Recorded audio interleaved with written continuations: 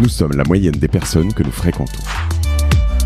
Je suis Mathieu Stéphanie, entrepreneur récidiviste et cofondateur de Cosa Vostra, cabinet de conseil en stratégie et croissance digitale.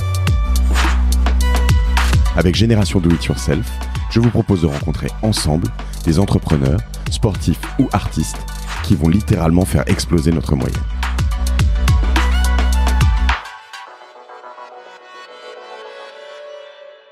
Bonjour à tous, je suis aujourd'hui chez Cosa Vostra avec Romain Paillard. Salut Romain. Salut Mathieu. Je suis ravi de t'avoir sur Génération Do It Yourself parce que, je te l'ai dit quoi, en t'invitant je crois, mais depuis début 2019, je crois qu'il y a au moins 4 ou 5 personnes qui m'ont demandé, qui m'ont dit faut que tu vois Romain Paillard quoi. Donc là, t'as déjà le melon avant même de commencer. C'est flatteur. Ah ouais. J'ai payé personne. C'est vrai. Je me suis posé la question.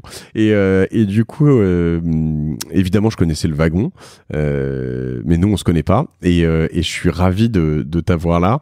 Est-ce que je peux te demander de te présenter, Romain ? Bien sûr. Alors c'est flatteur, mais ça met un peu la pression du coup. Parce que je ne décevrai pas au moins ces 4 personnes. Donc moi, je m'appelle Romain Paillard. Je suis un des cofondateurs d'une boîte qui s'appelle Le Wagon. Le Wagon, c'est un bootcamp de programmation. Donc c'est une école pour apprendre à coder de manière intensive en 9 semaines. L'objectif en gros, en 9 semaines, c'est de devenir autonome en développement web. Donc pour devenir développeur web, product manager, freelance, monter sa boîte. Voilà, pour se libérer globalement, c'est un peu notre motto. Moi, j'ai un parcours un peu particulier parce que je suis pas ingénieur, je viens pas du tout d'un cursus scientifique. Historiquement, j'ai fait du droit à la Sorbonne et puis après j'ai exercé comme avocat pendant plusieurs années. Voilà, donc ça c'est mon parcours. Donc j'ai été avocat. Donc t'as passé le barreau. Ouais, j'ai passé le barreau. T'es parisien, toi déjà ? Ouais. Ouais.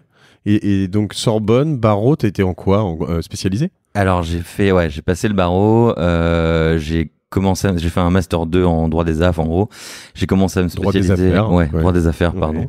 On m'a encore envoyé un email aujourd'hui avec.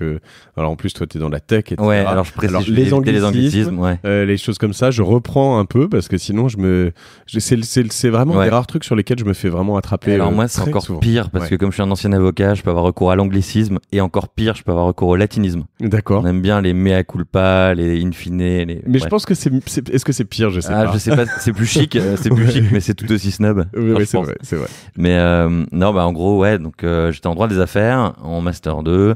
J'ai passé le barreau dans la foulée. J'ai commencé, en fait, l'école du barreau. T'as des stages obligatoires. Ouais.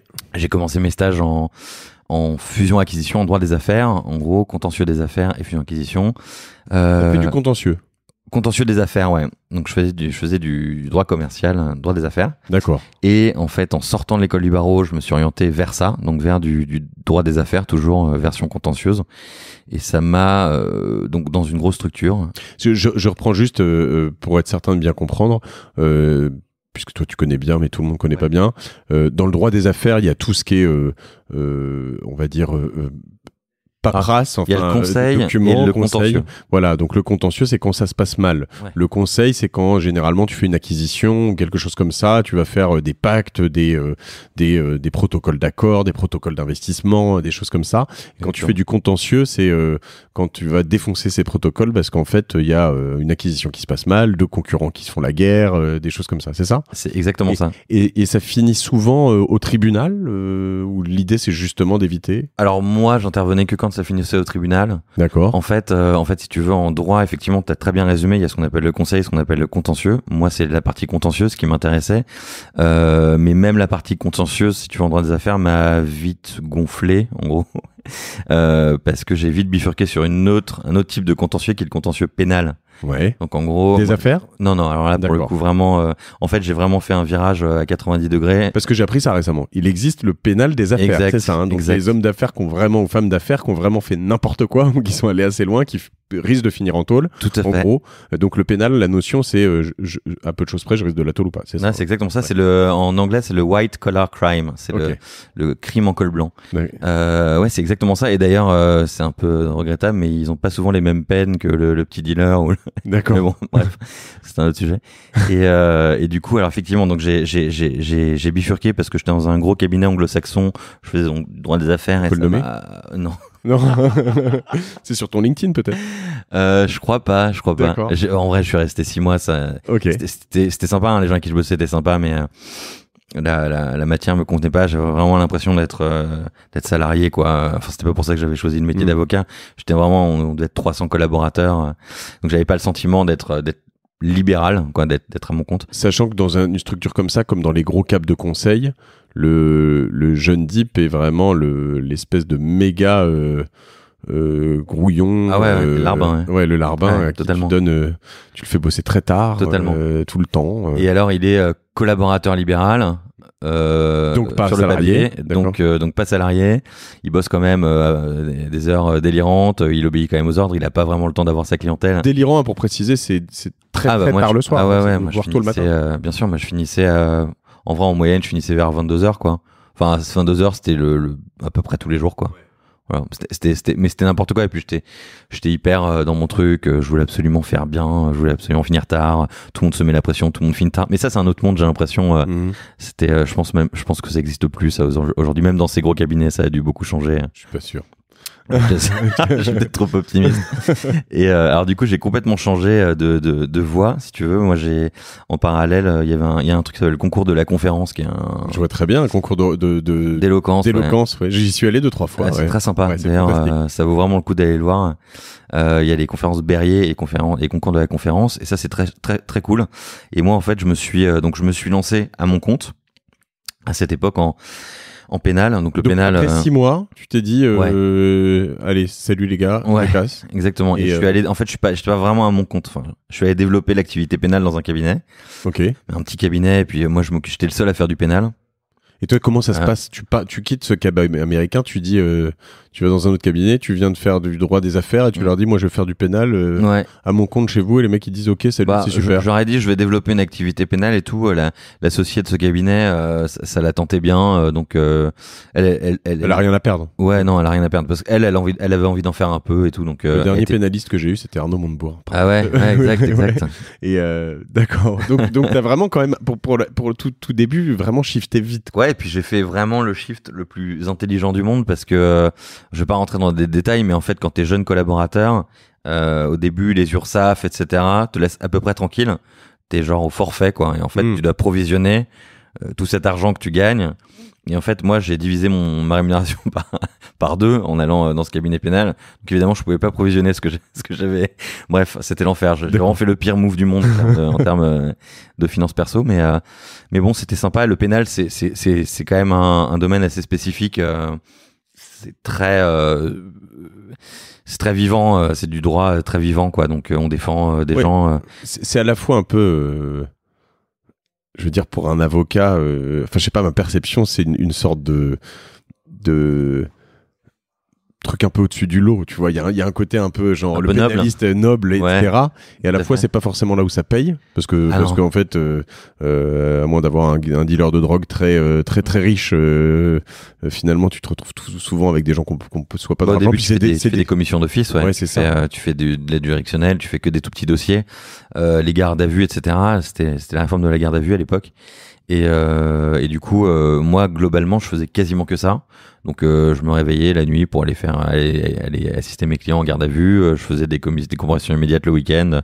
Et quand tu dis tes clients, c'était des clients récurrents, enfin certains. Non, on t'appelle. C'est que de la commission d'office. Ouais. À l'époque, alors j'avais des clients aussi à moi que je me suis fait petit à petit, mais j'étais très jeune. Hein. Et effectivement, en fait, le pénal, c'est très cool parce que c'est très cool. Hein. Tu vois des situations horribles, hein, globalement. Donc ça, c'est pas très gay, quoi. Mais c'est une vraie école parce que t'es tout le temps dans des nouveaux trucs. Moi, j'ai eu un nombre d'histoires.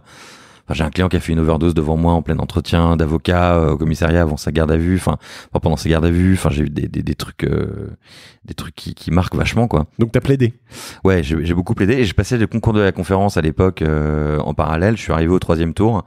Ça m'a vachement plu. 3e tour sur 3. D'accord. En fait, concours de la conférence, si tu veux, il y a 12 secrétaires de la conférence qui sont élus tous les ans.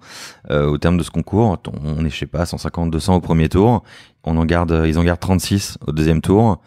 Ils en gardent 24 au 3e tour. Et sur les 24, il y en a 12 qui sont élus. Moi, j'étais dans les 24, j'étais pas dans les 12. D'accord. Énorme frustration. J'ai un de mes amis qui était mon avocat pendant très longtemps et qui est le fondateur de Call a Lawyer, Matt Davy, qui a fait plusieurs fois aussi 3e tour, je crois, en effet, au pied du mur. Et le niveau au 3e tour est juste incroyable. Ouais, le niveau est cool. Hein. Le niveau, t'as des trucs magnifiques. Le 2e tour est le pire, je trouve, parce que c'est le tour où tu fais un peu de l'impro et tout, c'est l'enfer.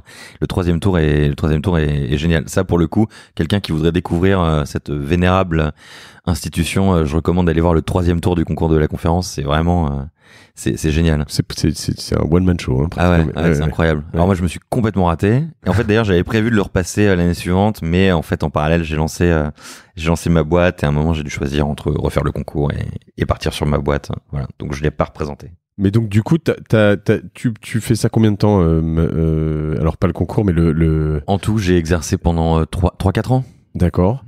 Donc, et tu en vivais bien? J'en vivais très mal. Ouais. J'en vivais très très mal. Ce qui est un problème pour beaucoup d'avocats. Hein. Ouais. En fait, il y a une vision très faussée des jeunes collaborateurs, des jeunes avocats.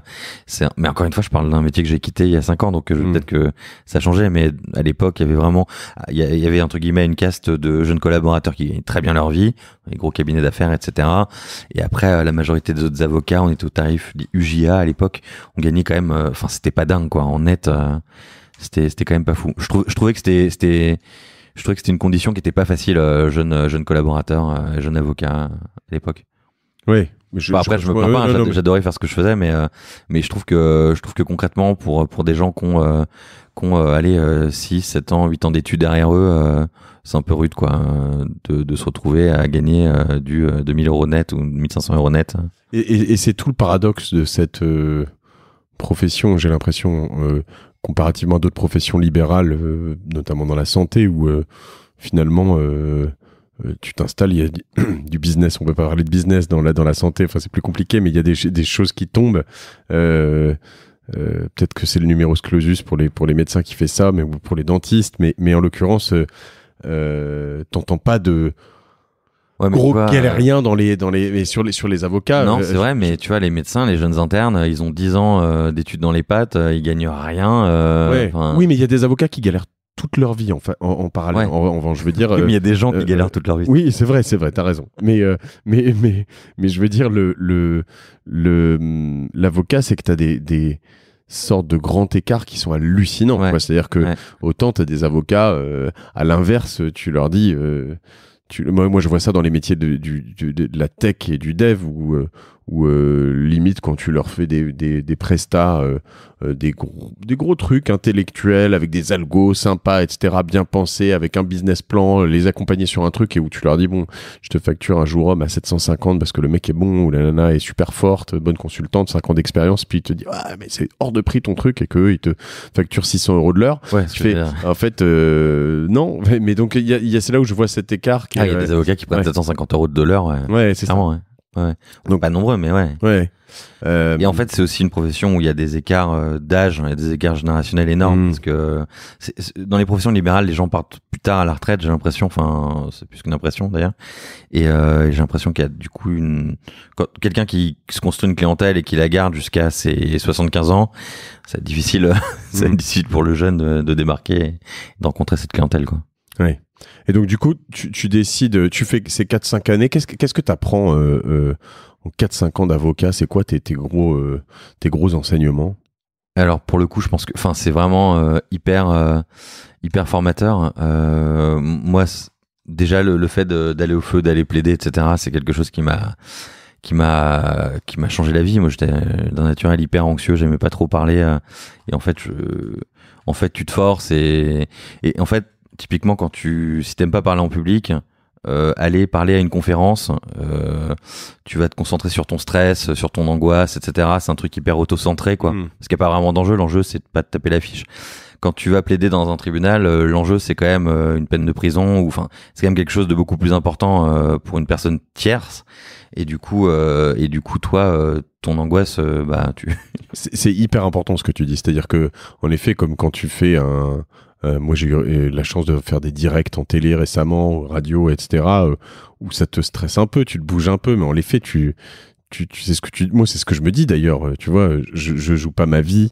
Il y a pas de stress en fait finalement. Ouais, voilà. Là, tu joues quand même la vie d'un mec ou d'une femme qui peut aller en prison. C'est ça. Ou, voilà. Alors il en a joué une grosse partie lui-même en général. Oui, c'est sûr.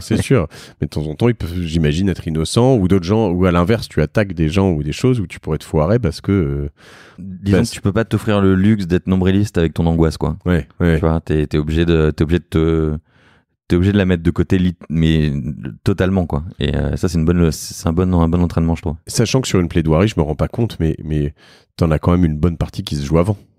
Ah bah tout se joue avant, en fait. Tout se joue sur l'enquête, sur ton client, ouais, bien sûr. C'est un tout. Hein. L'avocat, il est là pour. C'est un tuteur, en fait, l'avocat. Plus qu'un médicament, quoi. Enfin, moi, en tout cas, je le percevais beaucoup comme ça. Après, on pallie un certain nombre de carences et de manque de connaissances de nos clients, qui est normal. Tout le monde connaît pas. Nul n'est censé ignorer la loi, c'est quand même un bon gros pipeau. Hein. Les gens connaissent pas tout le code civil, tout le code pénal, mais voilà. Ni toutes les conditions générales qu'ils signent tous les jours. Et d'accord. Et tes autres enseignements, donc tu dis, ça change la vie en termes de. En termes de confiance en soi, en termes de enfin, comment réagir face à des situations, comment improviser face à des situations, ça a été hyper formateur. Après, le droit, c'est quand même une bonne école. Globalement, c'est une école qui est assez rigoureuse, qui a des méthodes de pensée syllogistiques, des façons de raisonner qui sont intéressantes, qui sont également extrêmement contraignantes quand tu commences à être entrepreneur derrière. On pourra en parler, mais en gros, qui quand même, de fait, sont plutôt structurantes. Ouais, mais qui te mettent des œillères aussi. Ah, c'est l'enfer. Bah, après, quand tu montes ta boîte, en fait, je pense que l'avocat qui est encore dans ses modes de pensée d'avocat, moi, j'ai eu beaucoup de mal à en sortir, en fait, se met un carcan quand il devient entrepreneur qui est terrible. Alors oui, il est dans les clous tout le temps, mais en fait, c'est pas ce qu'on demande à un entrepreneur. Un entrepreneur, il a pas à être son boulot, c'est pas d'être dans les clous. Son boulot, c'est de prendre les bonnes décisions au bon moment et de choisir et de décider, etc. C'est pas d'attendre qu'on ait reçu le cabis pour démarcher le premier client. Voilà, c'est pas ça. Oui, le fameux, pour prendre l'anglicisme, hein, mais fake it until you make it, donc fait pour de faux jusqu'à ce que ça fonctionne. Ça marche pas quand t'es complètement dans un carcan. Pas du tout. Mais moi, c'est marrant parce que c'est mon frère, donc lui, il est ingénieur. Donc c'est un peu tout le contraire, le sens pratique pour le sens pratique, quoi. Moi, c'était vraiment, j'avais besoin de théoriser, de mettre les trucs dans des cases, etc. Et mon frère, lui, c'est un fonceur et c'est un ingé de formation, et c'est lui qui m'a hyper souvent dit, non mais Romain, on s'en fout, quoi. Tu vois, le greffe, le machin, on s'en fout. Et moi, j'avais toutes ces déformations là et je me disais, oh là là, mais on va avancer sans avoir le truc, sans machin. Mais elle est très très difficile, cette limite à identifier, cette frontière, parce que entre le légal, l'illégal, le toléré, le visible, l'invisible. En ce qui me concerne, moi, je vois un des plus gros. Alors, je peux pas dire que ce soit un fail parce que ça a quand même été une belle réussite, mais la première startup que j'ai créée s'appelle CitizenSide, qui est une startup qui recevait, qui vendait des photos et des vidéos d'amateurs. Donc, en gros, on était une agence de presse et on recevait des photos d'amateurs et de particuliers, de semi-pros, quelques pros aussi, qui t'envoyaient, je sais pas moi, une météorite qui arrivait sur tu vois, filmée en train d'arriver sur Terre, boum, un gros impact. C'était John Galliano à la terrasse de la Perle qui dit I love Hitler. C'était voilà, plein de choses différentes comme ça, et qu'on revendait aux médias dans le monde entier, des médias très sérieux, des médias plus sulfureux, des gens comme ça. On a monté cette boîte en 2005. 2005, c'est l'année de la création de YouTube ou de Dailymotion. Et nous, pas un instant, on s'est dit, on va dire aux gens de nous envoyer ce qu'ils veulent, peu importe, du foot, des séries, des films, et puis on verra, tu vois, on se démerdera, on dira au pire qu'on est que hébergeur, que c'est pas de notre faute, ou on dira, enfin tu vois, nous tout de suite on s'est mis dans un truc, on s'est dit, attends, ça on peut pas recevoir ça, on peut pas mettre ça en public, etc. Et finalement tu te dis, il y a quand même des gens qui ont eu plus ou moins la même idée que nous au même moment, sauf qu'ils ont été beaucoup plus aventuriers, beaucoup moins, et puis ils s'en sont nettement mieux sortis. Et comme quoi, de temps en temps, tu dis ça peut se jouer à pas grand-chose. Je dis pas du tout qu'on aurait fait la même exécution aussi formidable qu'il y a probablement 2000 personnes qui ont eu la même idée cette année-là. Mais tu vois, c'est vrai que le droit te met souvent un peu des œillères. Ouais. En fait, c'est très juste, et t'as ce côté... en fait, globalement... Moi maintenant, je suis arrivé à la conclusion que tout est légal. Non, mais en gros, tu vois là. Allez, globalement, tout est légal. Quand tu commences. Il y a un avocat qui a shifté total. Alors, au wagon, on fait. Bon, le matin. Non, mais en gros, j'ai le sentiment que quand tu sors de la légalité, tu le sais, tu vois. Après, il y a des règles, tu vois. Enfin, les droits d'auteur. Je parlais de ça à midi, par exemple, Uber et le statut des chauffeurs, tu vois. Oui, quand tu vois Uber, tout est légal, hein, ça c'est sûr. Ouais, mais oui, tu vois, en vrai, le statut des chauffeurs. Qui est requalifié en contrat de travail, enfin le débat là-dessus, etc. C'est un risque qui était évidemment anticipé. Enfin, j'espère que les mecs chez Uber se sont dit, oh les gars, vous savez, en France, il y a une législation du travail. Mais pas qu'en France d'ailleurs. Hein. D'ailleurs, plein de pays, même des pays plutôt libéraux. Hein. Ouais. J'espère qu'ils ont budgété ce risque, quoi. Mais ce dont on parle, c'est qu'en gros, chez Uber aujourd'hui, on parle de uberisation de la société, et en gros, chez Uber, beaucoup tous les chauffeurs sont des indépendants, et le risque, c'est que quand on passe plus de X heures par semaine à bosser pour Uber, on finit par transformer ton contrat en contrat de travail, requalifier ton contrat en contrat de travail et dire bah non, c'était des CDI et donc tu dois payer des charges, tu dois leur ajouter des heures sup, tu dois faire etc. Voilà. Ouais, mais c'est vrai que du coup la question de cadre légal, en gros, faut pas s'en faire, mais apprendre à pas s'en faire, c'est un processus qui prend des années. Moi, apprendre à pas m'en faire, ça m'a pris.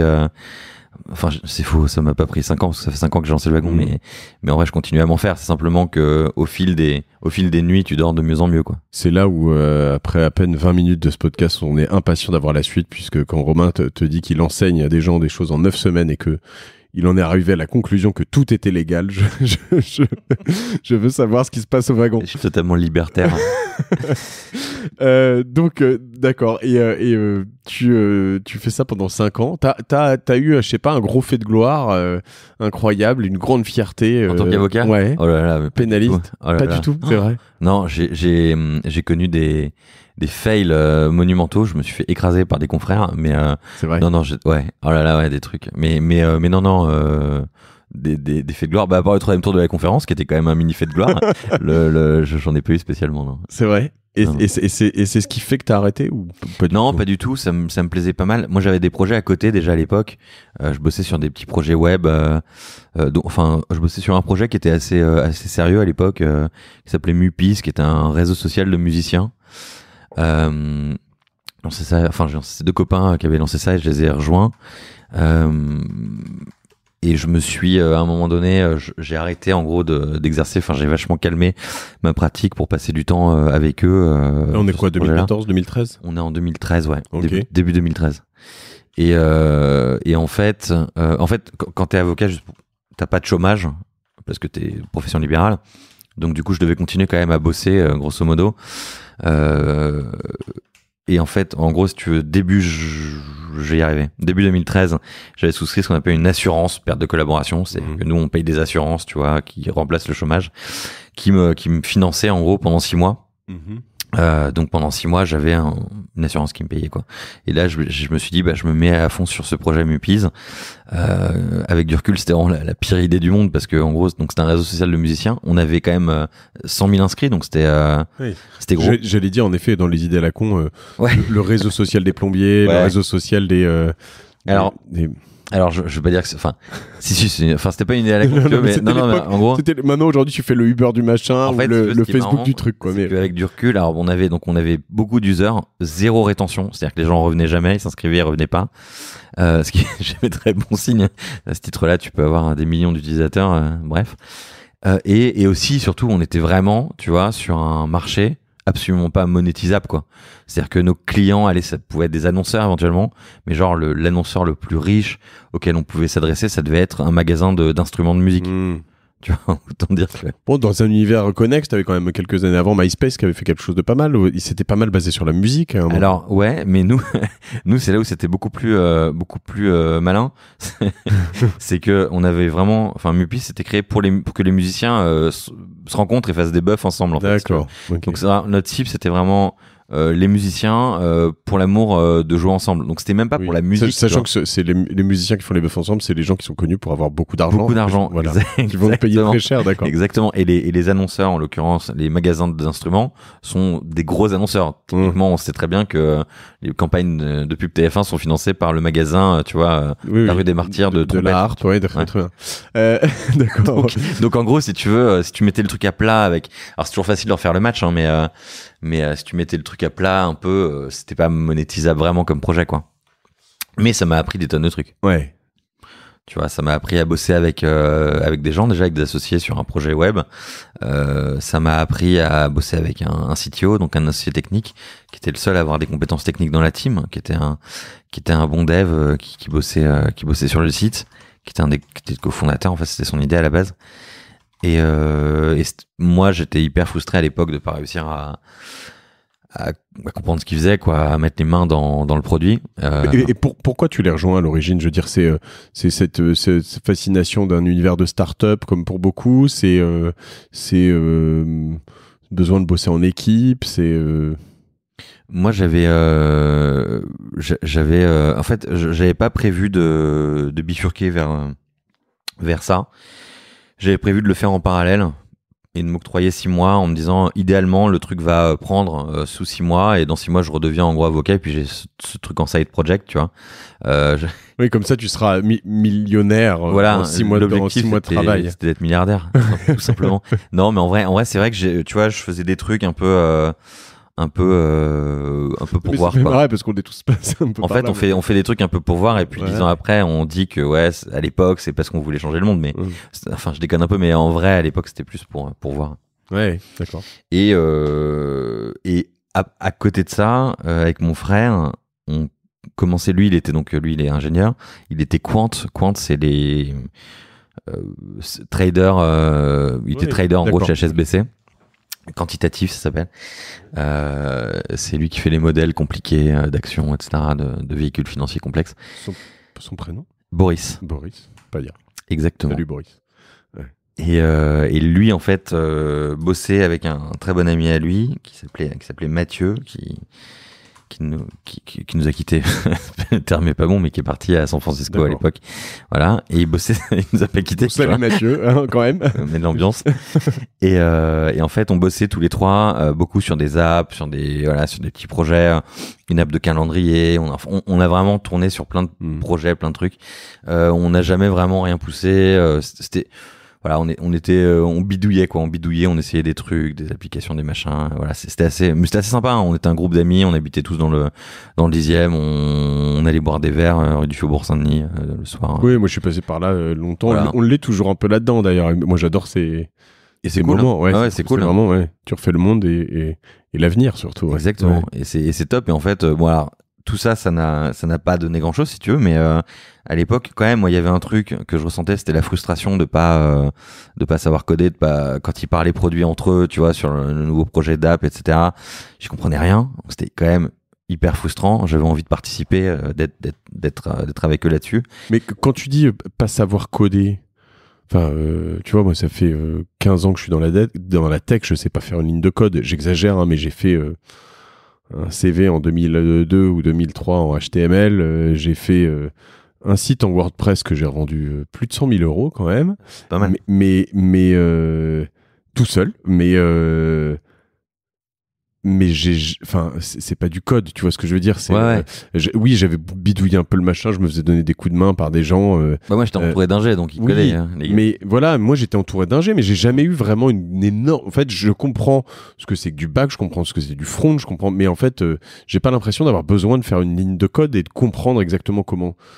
Mais est-ce que moi le truc c'est que j'étais le seul dans la pièce, quoi. Tu vois.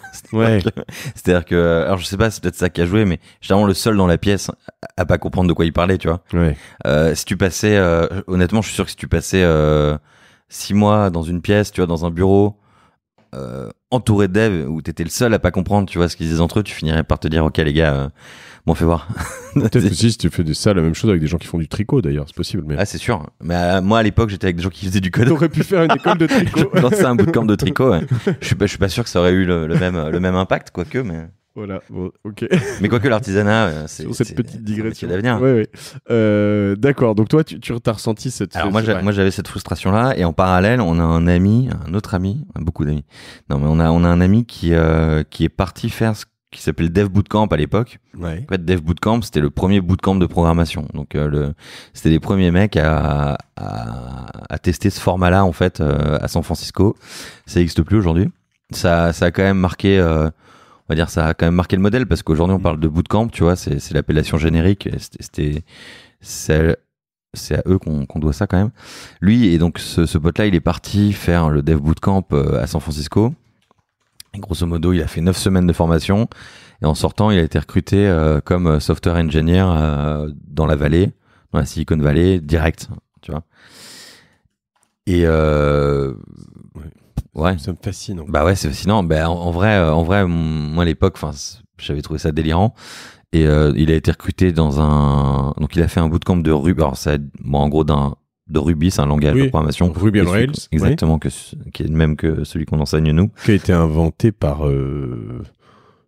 c'est pas Ruby on Rails qui a été inventé par le fondateur de... C'est Rails, de Basecamp. De Basecamp, ouais. C'est Jason Rails, Fried. Ouais, d'accord, ouais, Rails, ok. Et du coup, donc lui, il a fait ce bootcamp de 9 semaines. En sortant, il a été recruté comme développeur Ruby dans une énorme boîte là-bas. Il est resté quelques mois, et il est parti ensuite chez Uber, où il était développeur Python, un autre langage. Mais en gros, si tu veux... Python qui est le langage connu pour la data, principalement. Ouais, exactement. Ouais. Et en gros, nous on était à Paris à bosser sur des apps. Moi j'avais cette frustration énorme de pas savoir coder. Je vois ce mec qui part, ce pote qui part faire 9 semaines de formation, qui en sortant trouve un job dans la Silicon Valley comme développeur, dans lequel il s'éclate. Tu vois, en vrai, il y avait un côté magique, quoi. Ouais. Alors, ce que j'arrive pas à comprendre, et du coup, on va vite enchaîner sur le wagon et comment vous avez fait ça, mais en fait, j'arrive pas à comprendre comment. Donc, mon frère également, Pierre, qui est mon associé, est ingénieur. C'est lui qui dirige toutes les équipes de dev chez Cosa Vostra, et il a quand même fait 6 ans d'études, des maths poussées à un gros niveau, parce qu'il faisait des maths appliquées. Et était dans un niveau d'ingénierie et de choses qui est quand même ils sont en plus assez formatés, comme tu le disais, pour le droit, donc formatés alors c'est bien ou pas bien d'ailleurs, mais c'est comme ça. Et alors en fait, nous, comment t'arrives en 9 semaines, alors tu vas me dire ils font pas exactement la même chose, c'est différent, mais avoir des mecs qui arrivent à se faire recruter comme développeurs, alors on doit peut-être pas pouvoir justement utiliser le terme ingénieur, mais quelle est la différence, et voilà, est-ce qu'à un moment ils peuvent revenir à niveau, En fait, alors la réponse elle est dans la question, c'est-à-dire qu'effectivement nous on forme des gens au développement web, donc c'est un type de programmation, si tu veux. En gros, quelqu'un qui fait une école comme l'Epitech, comme tu vois un cours de Stanford, tu vois de programming, etc. C'est un ingénieur. Donc c'est quelqu'un qui est ingénieur logiciel.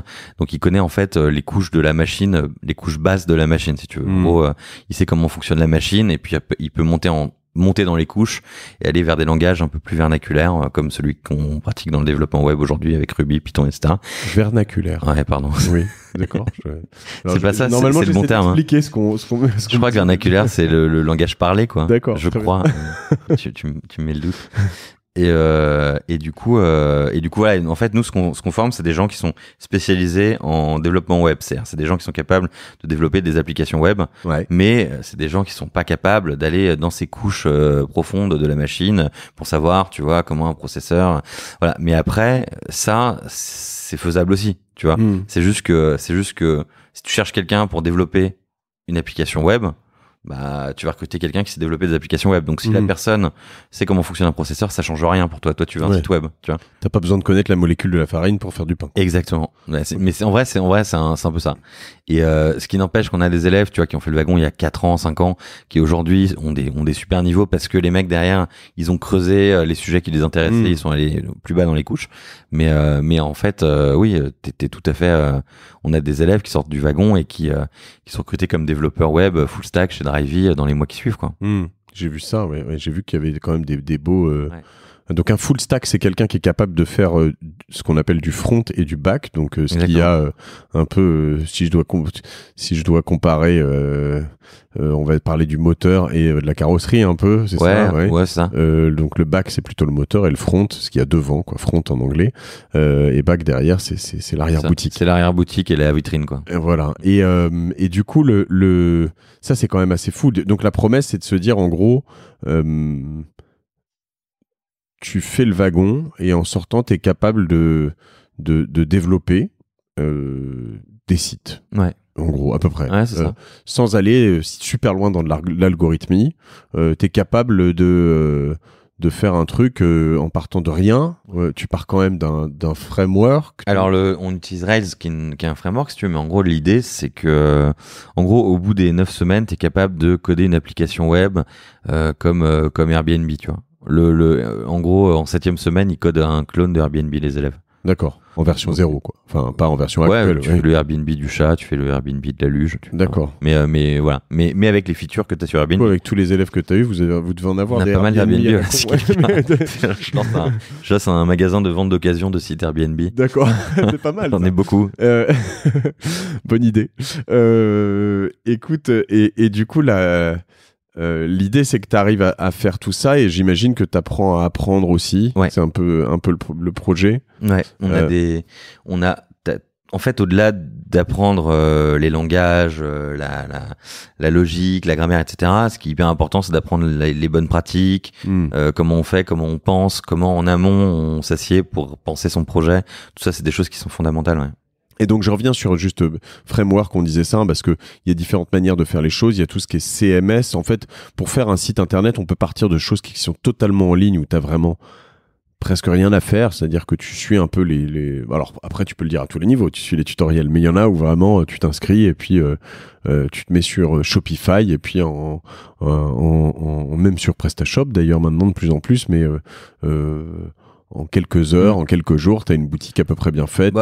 Si ton objectif, c'est de faire une boutique, tu vois, un petit e-commerce, effectivement, c'est pas nécessaire de venir faire le wagon, tu vois.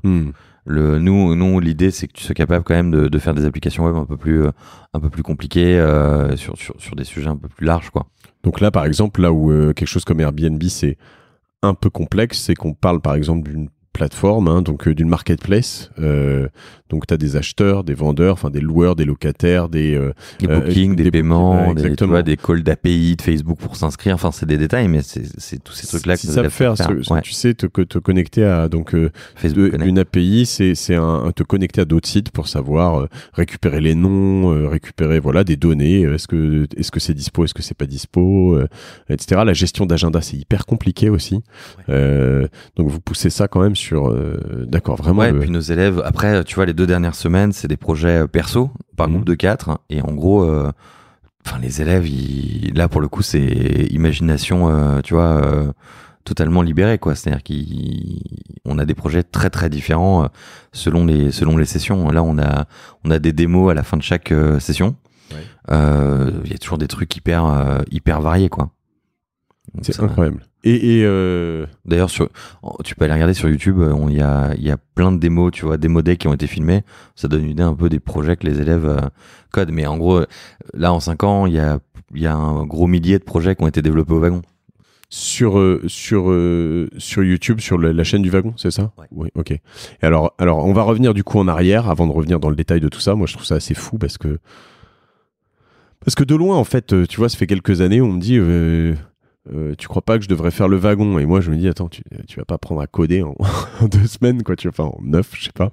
Et c'est vrai que à la fois dans cette lignée des MOOC et ici, moi, je propose, on incite fortement nos collaborateurs à se former en permanence, donc parce que tout évolue tellement vite que si tu sais faire du SEO en 2015, tu sais plus en faire en 2018 ou 2019, et c'est vrai un peu surtout sur le web marketing, mais sur le code, tout a évolué, sur le design, voilà. Et du coup, vous placez vraiment dans cette mouvance de l'apprentissage collectif. il y a aujourd'hui une dynamique de promo où les gens qui sortent après, t'as un réseau de gens qui ils progressent encore. Ouais, on a un alumni qui est hyper fort. En fait, on a évidemment un énorme groupe Slack. D'anciens élèves qui est un énorme Slack payant en plus parce que on a besoin de permettre aux gens d'avoir accès, tu vois. Ouais. Je te raconte pas c'est au nombre d'utilisateurs, donc c'est l'enfer le pricing. Mais parce que Slack est payant. C'est par user, donc c'est vraiment le truc qui scale pas du tout pour nous en tout cas. Mais c'est vrai que c'est une valeur énorme et du coup on a 4400 alumni et 4400 alumni. Ce qui est cool, c'est que c'est un gros nombre, si tu veux. Ça fait quand même une bonne quantité de gens qui peuvent s'aider, qui sont là les uns pour les autres, mais ça reste suffisamment petit pour que ce soit une communauté soudée. Donc c'est vraiment, on va dire, t'as les deux aspects bénéfiques, quoi. Et l'autre avantage qu'on a, c'est que comme on est dans 32 campus à travers le monde, on est une communauté qui est hyper internationale. Donc en gros, t'as des gens au wagon Rio, des gens au wagon Tokyo, des gens au wagon Londres, Melbourne, et tout le monde, en fait, tout le monde s'aide. Quelqu'un qui a fait le wagon à Rio, qui vient vivre à Marseille, et il va trouver des gens pour lui ouvrir les bras, et voilà, il est clair.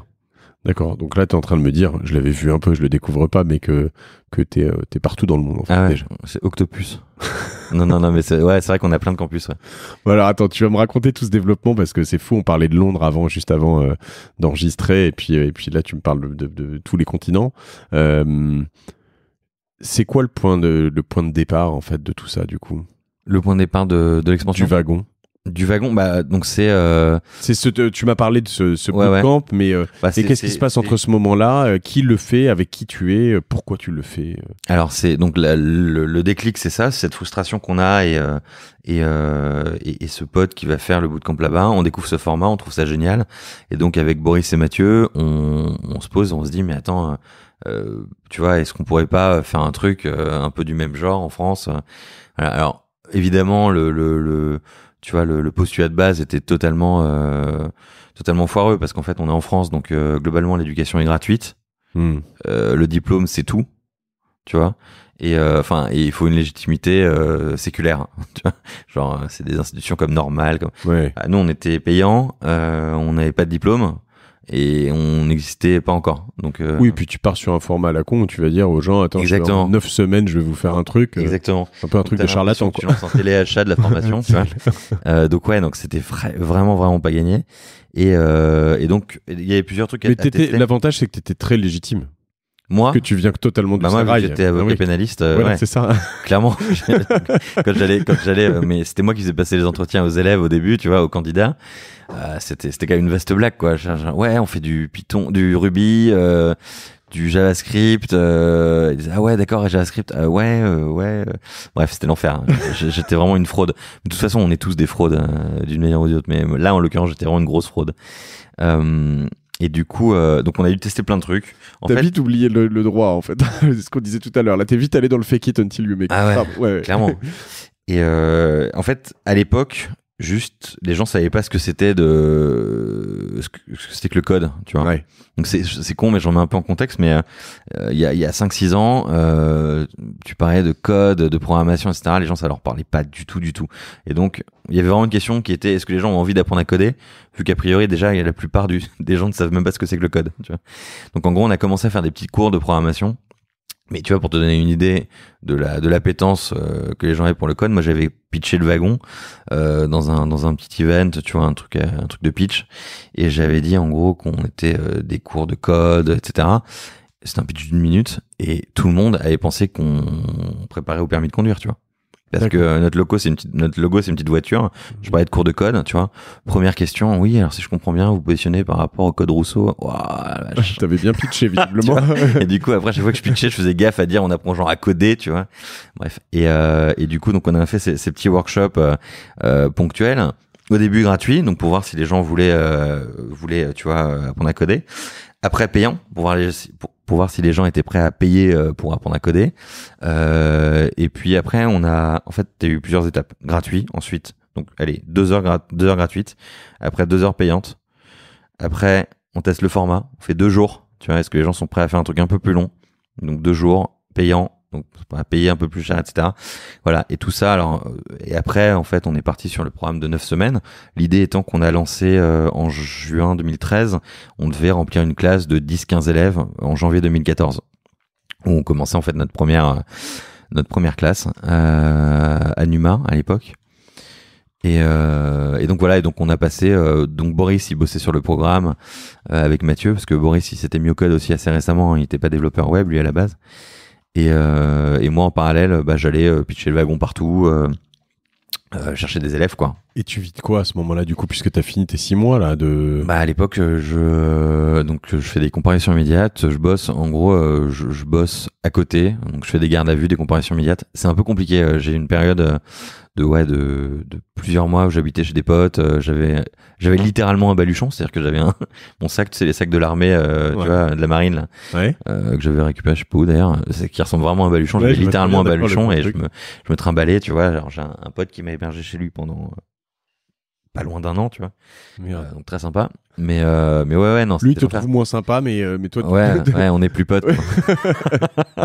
On est toujours potes. Salut Louis. Et du coup, ouais, je faisais des gardes à vue la nuit, et je faisais les gardes à vue reconduits, tu vois, en journée. Ouais, c'était l'enfer. Le rythme était hyper saccadé. Et il y a eu un moment où c'était un peu l'entonnoir, c'est-à-dire le wagon, tu vois.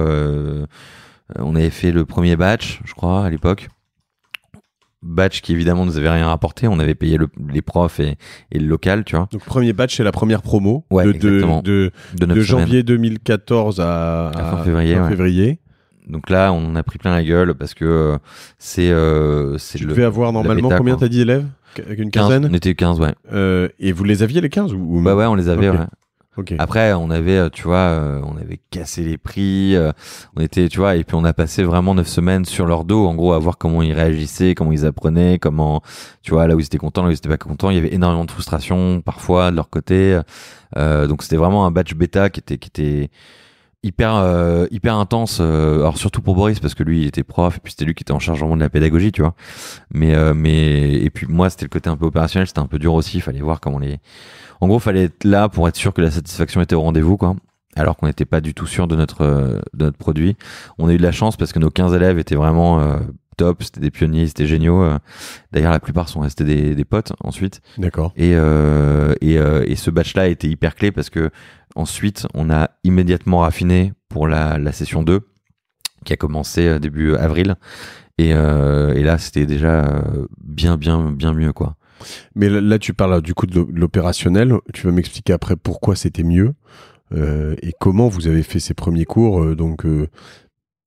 Mais toi, du coup, pendant toute cette période, on va dire le 2014 ou l'été ou le premier semestre, tu fais toujours tout ça, ces gardes à vue la nuit, ouais. Ces trucs-là. Ouais. Et mais ça doit être quand même l'enfer parce que déjà t'es crevé, mais en plus ce qu'on disait psychologiquement, c'est pas des situations. La garde à vue la nuit, c'est rarement quelqu'un de sympa qui te tape dans la main, qui te respecte. Ah ouais, rarement. Ouais. Non, je vais pas me plaindre en vrai, hein, tu vois, j'ai la chance parce que, j'étais quand même avocat, tu vois. Non, mais je suis pas là pour me plaindre. C'est important. C'était très intense. On a une tendance à romancer aussi toujours ces trucs et tout, mais moi je pense que c'est important aussi de dire le fond du truc, tu vois. Ouais, après en vrai, tu vois, en net, je pense que je touchais genre 600 € par mois, tu vois. Donc vraiment pour vivre, c'était... Ouais, tu payais pas un resto. Non, tu vois. Et donc je gagnais vraiment rien, quoi. J'avais vraiment zéro chômage et tout. Et oui, c'était assez crevant comme rythme, et puis c'est des mondes très différents quand t'es avec ton client qui fait une overdose, tu vois, à 4h du matin au commissariat du 20e à Gambetta, et que le lendemain t'es au camping, tu vois, au camping avec des start-upers. Ouais. C'est des mondes, tu vois. Le camping Silicon Sentier, hein, c'est pas le camping des follow. Ouais, Silicon Sentier. Ouais. Donc du coup, et là-dessus, donc vous aviez des deals avec Numa, le camping, pour avoir une mise à disposition. Vous payez? On a loué. Ouais, on payait. Ouais. D'accord. On a loué une salle à Numa sur le batch 1, donc, et après, à partir du batch 2, on est parti dans les locaux de The Family, qui est un... J'ai eu Alice, oui, sur ce podcast. Et The Family, à l'époque, ils venaient de récupérer des locaux gigantesques. Ouais. The Family, c'est les rois du fake it until you make it. Ils prennent des locaux immenses. Enfin, ils vont toujours trop vite. Et du coup, on leur a sous-loué tout le 2e étage à l'époque parce que ça les dépannait. Et puis nous aussi, donc c'était vraiment le super deal, quoi. Dans les locaux dans lesquels ils sont toujours. Exactement, d'accord, ouais. Superbe, dans le centre. Et alors, c'est quoi le deal d'origine? Vous créez une SAS, SARL, ouais, SAS. Tous les 3? Non, alors oui, tous les 3. Et après, alors Mathieu est parti donc à San Francisco pour travailler chez Instacart, qui est une grosse boîte de la vallée. Et on a un 3e larron qui nous a rejoint. Aujourd'hui, en gros, on est 3. Donc il y a Boris, qui est le CEO. Moi, je suis le CEO. Et Sébastien, je connais son nom. Il est en face de toi tous les jours. Sébastien Saunier, qui est notre CTO, qui est un mec hyper brillant, qui nous a rejoint très rapidement en fait. Au tout début, déjà au batch 1, il avait été un peu prof de mémoire et qui lui est vraiment le dev. Tu vois, c'est le mec qui est dev depuis des années et des années et des années. Là où, encore une fois, Boris, tu vois, il était ingénieur, il était quant, trading, etc.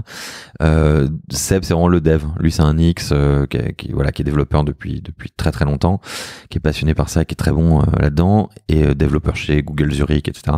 Et lui, en fait, est arrivé et il a tout de suite amélioré la plateforme qu'on utilisait pour les cours, les outils que les élèves utilisaient, même le contenu. En gros, il a été hyper clé quoi là-dessus, sur le produit, ce qu'on pourrait appeler le produit.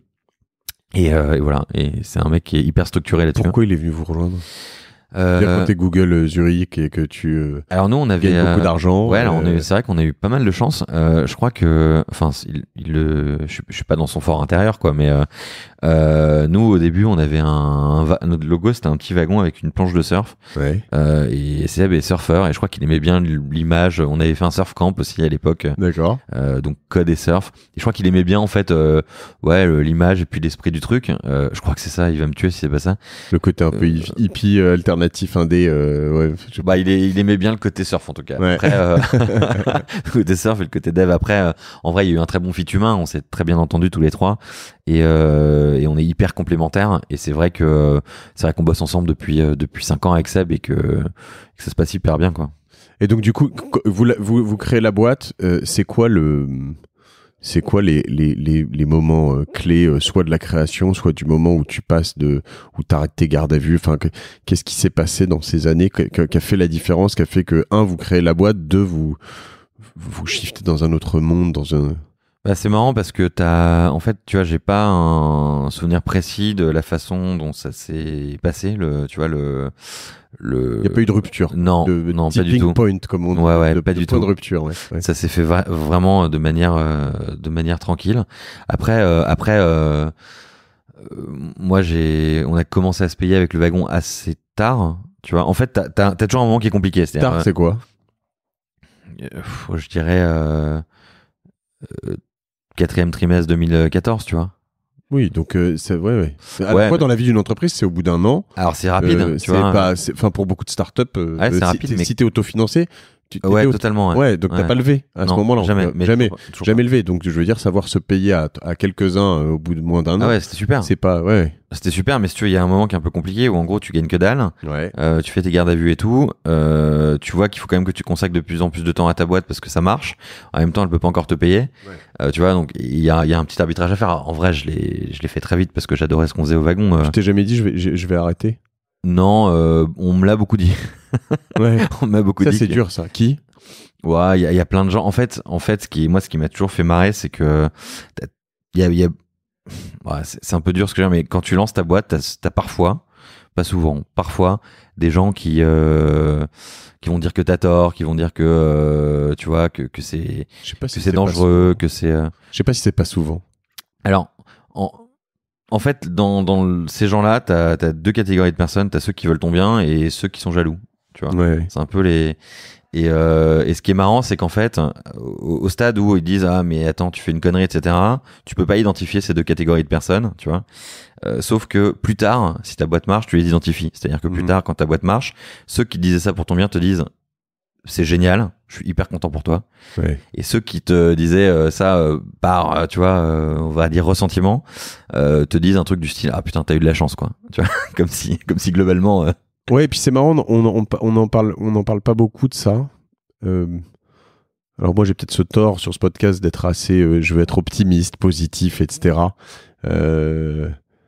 Et du coup c'est une sorte, c'est pas un tabou, mais je veux dire t'as un peu l'impression de sortir une aigreur quand tu dis ça, et en l'occurrence c'est vrai que dans l'expérience, moi ce que je veux dans ce podcast c'est partager un peu, et à la fois c'est compliqué quand tu te mets à la place de plein de gens de dire à quelqu'un ouais vas-y fonce, j'adore ton truc. Enfin il y a tellement d'idées à la con. Ouais mais en fait tu vois cartonne. Le truc c'est que t'as pas moi tu vois typiquement j'ai toujours du mal à donner mon avis sur des projets et tout, tu vois, parce que il y a des projets que je trouve bidons qui en fait sont menés de manière hyper intelligente par des mecs des mecs et des nanas qui sont excellents en exécution et qui, tu vois.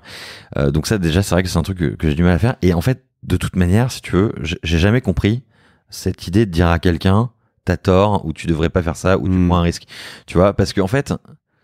En gros, c'est quoi, tu vois, c'est quoi le move? Le move, c'est que la personne dise ah ouais, t'as raison, allez, je retourne à l'usine. Enfin, tu vois, genre. Ça a pas de sens, tu vois. Il veut faire son truc, laisse-le faire son truc. Je veux dire, à la rigueur, si le mec est vraiment sans filet, j'imagine qu'il en a plus conscience que toi. Tu vois, ou alors il faut le mettre sous tutelle. Tu vois. Mais non, mais tu vois ce que je veux dire. C'est le mec qui est dans la merde, qui a pas de finances derrière lui et qui prend un risque. Il sait qu'il est dans la merde, qu'il a pas de finances derrière lui, qu'il prend un risque.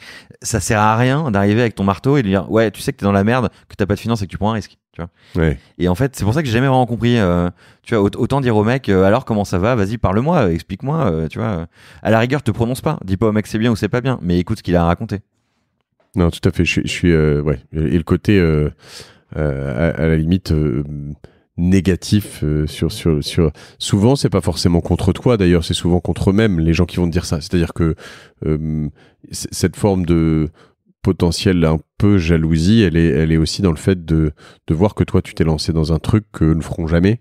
Ce qui est certains en ont conscience qu'ils le feront pas parce que ils sont dans un rythme de vie qui est j'y crois pas moi personnellement. Je crois pas que enfin au pire t'as un emprunt et t'as 3 enfants. Et ben tu vends ton appart et puis tu gardes tes enfants et tu leur as. Mais moi je pense que t'as des gens qui ont pas besoin des mêmes rythmes, tu vois. Moi il y avait un gars quand j'étais en coloc il y a très longtemps que je trouvais hyper sympa, qui était dans l'appart en dessous de chez moi. J'habitais pas avec lui, c'était un voisin. Il était à Paris, il venait de Toulon, il était à Paris pour passer le concours de bibliothécaire. Il voulait être bibliothécaire, tu vois, une bibliothèque municipale. C'est pas un métier qui me chauffe vachement à titre personnel, mais le mec en fait il adorait les bouquins, oui c'est ça, enfin tu vois, ouais. en fait il voulait ça, c'était hyper pertinent, ça correspondait bien à sa personnalité, à ce qu'il voulait faire, à ce qu'il aimait. Oui mais un type comme ça il te dira jamais non le fais pas, en tout cas de manière il te le dira peut-être parce qu'il a une crainte, parce qu'il a sa place, voilà, mais il te dira pas, il aime sa place, voilà exactement, c'est vrai, ouais. C'est là où je dis qu'il y a ce côté là. Quand je dis que je crois pas, attention faut pas mal interpréter, il y a des gens qui sont vraiment dans des situations épouvantables et qui peuvent pas se lancer dans des choses, mais même là-dedans on trouve toujours des contre-exemples de gens dans des situations incroyables, épouvantables, qui soutiennent toute leur famille, qui font machin et qui lancent des business incroyables mais et voilà, vrai que, tu vois, t'as un truc trivial qui est, moi c'est un conseil débile que je donne quand on me demande tu vois, qu'est-ce que je conseillerais à un entrepreneur, à quelqu'un qui veut se lancer, etc. En vrai, tu vois, si vraiment tu veux que je te donne un conseil, check que t'as 2 ans de finances devant toi, quoi. Allez, tu vois, que tu peux aller habiter chez tes parents, que t'as 2 ans de chômage, que t'as mis un peu d'épargne, enfin, tu vois. Que au pire, tu t'es capable d'aller bosser dans un endroit où il y a du travail et de retomber sur tes pattes. Exactement. En fait, le meilleur conseil que je peux te donner, c'est, je vais pas me prononcer sur ton projet, etc. Quoique, si tu fais un réseau social de musicien, je peux peut-être te donner quelques infos. Mais en gros, fonce. Et évidemment, si t'as 1 à 2 ans de finances devant toi, en économisant, machin, etc., c'est mieux. Voilà. Mais c'est le seul vrai conseil pertinent, en fait. Pour clore ce chapitre, je dois dire que je suis même pas forcément d'accord avec toi, dans le sens où sur ce podcast, j'ai eu des mecs comme Fabrice Grinda, extraordinaire, une femme comme Catherine Painvin, qui a 19 ans avec 3 enfants, dans un truc où, dans des situations où elle quitte son mari et elle se retrouve toute seule et elle crée une boîte, quoi. Mais souvent, il y a les parents quand même. Tu vois, pas toujours, et pas toujours. Et Fabrice Grinda, il y a des moments où il était à New York, il dormait sur son canapé, il vivait avec $2 par jour et il mangeait 3 parts de pizza. Et c'est, il était au fond du trou et un an après, il vend sa boîte à 200 millions. Enfin, je dormais sur le canapé de mon pote et je mangeais les pizzas de mon pote. Mais... Oui, c'est ça. Mais je veux dire, voilà, c'est là où faut aussi savoir, à la fois, ça se dit beaucoup dans cet écosystème de start-up, mais quand t'as faim, vraiment faim, c'est là où t'as pas le choix et où de toute façon tu vas faire des choix qui sont souvent radicaux pour aller plus vite, pour griller les autres parce que t'as plus faim que les autres, quoi. Et quand t'es tranquillement, il y a pas beaucoup de gens qui sont en France, on a Marc Simoncini, on a quelques-uns, mais il y a pas beaucoup de gens qui sont multi-entrepreneurs, qui créent des boîtes depuis zéro pour les monter à un endroit de ouf, en recommençant à chaque fois, parce qu'une fois qu'ils l'ont revendu et qu'ils ont gagné beaucoup d'argent, t'as pas les crocs, quoi, non? Bah, moi, je peux commenter. Après, moi, ce qui me plaît, c'est quand même plutôt cet aspect-là du business, tu vois. C'est-à-dire, ce que j'aime bien dans le fait de monter une boîte, c'est de lancer un truc, c'est de lancer un produit que les gens aiment, que les gens veulent, tu vois. C'est de répondre à des besoins. Moi, c'est ça qui me stimule, tu vois. Ouais. En fait, c'est bête. Alors, ça va être hyper trivial et hyper terre à terre, mais je trouve que c'est génial de créer un truc pour lequel les gens sont prêts à payer. Pas pour des raisons financières et tu vois et de fortune, etc. Mais parce qu'en fait l'argent, ça reste un modèle de mesure, tu vois, de besoin. Tu sors pas ta carte bleue devant ton ordinateur pour un truc de merde. Ouais, pour un truc que tu veux pas. Et en fait, alors t'as des gens qui réussissent à créer de l'envie d'acheter. Ça, c'est un autre, c'est le marketing, c'est la pub, c'est un autre sujet, tu vois. Et moi, ce que j'aime bien dans ce que je fais, c'est créer des produits qui répondent à des besoins, voilà, pour lesquels les gens sont prêts à payer, quoi. Et en fait, ça, je trouve qu'il y a un côté un peu magique. Tu vois, typiquement, quelqu'un qui lance un projet en ligne, le jour où il me dit, bah, j'ai un mec qui a payé 1 euro sur mon site, pour moi, c'est le milestone, tu vois, clé, parce qu'en fait, c'est bon, tu vois, t'as cassé un truc, tu vois, et en fait, il a mis 1 euro, mais il mettra peut-être 100 plus tard. En fait, ça, on s'en fout. C'est ce que dit le moins business des invités, l'un des moins business des invités que j'ai pu recevoir sur ce podcast, qui est David Abiker, et qui dit, ta première facture, c'est comme la première fois où t'emballes quelqu'un, quoi. C'est tellement jouissif. Est-ce que tu veux de moi, quoi. Ouais. C'est vraiment, est-ce que tu veux de moi, quoi. Ouais. Et je suis d'accord, il y a un côté, qui est pas du tout dans l'aspect financier. C'est vraiment dans l'aspect, pas vanity, mais en tout cas, côté j'ai un accomplissement, comme tu l'as dit, quoi. C'est un milestone. L'utilité. C'est répondre à une envie, répondre à un besoin tiers. C'est pas de toi qui a envie. T'es pas commis d'office, quoi, dans ce cas-là. Non, pas du tout. On t'a choisi parce que quand t'es commis d'office, on peut te refuser quand même, non? On peut dire qu'on veut pas bosser avec toi? Ouais, bien sûr. Mais d'ailleurs, je crois qu'il y a des gens qui m'ont refusé. Hein. Ah non, pas lui. Moi, j'étais un petit noob, hein, je me faisais retoquer parfois. D'accord. Donc, ok. Et ça c'est quoi, du coup, là, vous avez combien de villes aujourd'hui? Là, on a 32 campus. Donc d'accord. Donc 32 campus en 5 ans. Ouais. Comment tu passes de cette première promo qui est moyenne en termes où t'apprends, on va dire, et où voilà, mais les gens sont extra, mais voilà, t'es pas dans une exé de ouf. La deuxième qui est nettement mieux, tu le disais. Donc là, on arrive à quoi? 9 semaines à chaque fois, ça s'enchaîne direct. 9 semaines à chaque fois. On commence à zéro dès que l'autre est la première finie.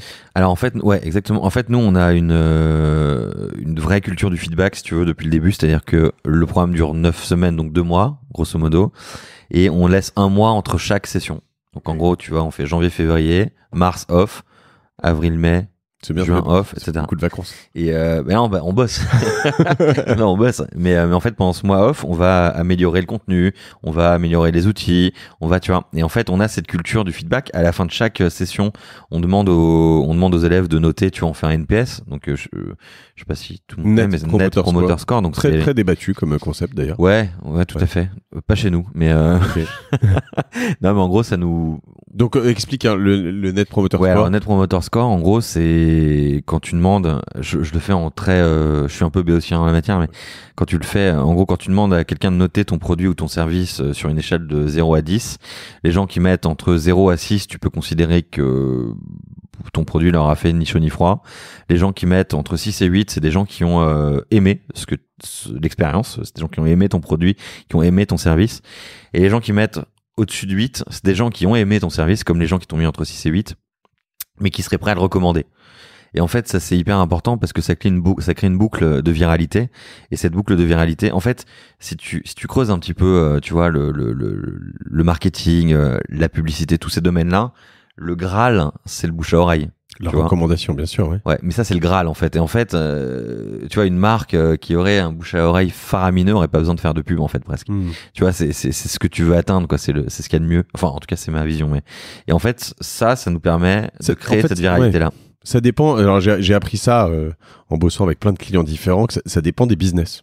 Ouais. Par exemple, le serrurier, à Paris, en tout cas, le Net Promoter Score, il s'en fout royalement. C'est pour ça qu'il arrive et qu'il te fait généralement un rip-off parce que le serrurier, un rip-off, pardon, généralement, il n'hésite pas à vraiment te la faire à l'envers pour être, voilà. Mais il faut savoir que c'est le mot-clé le plus cher sur Google.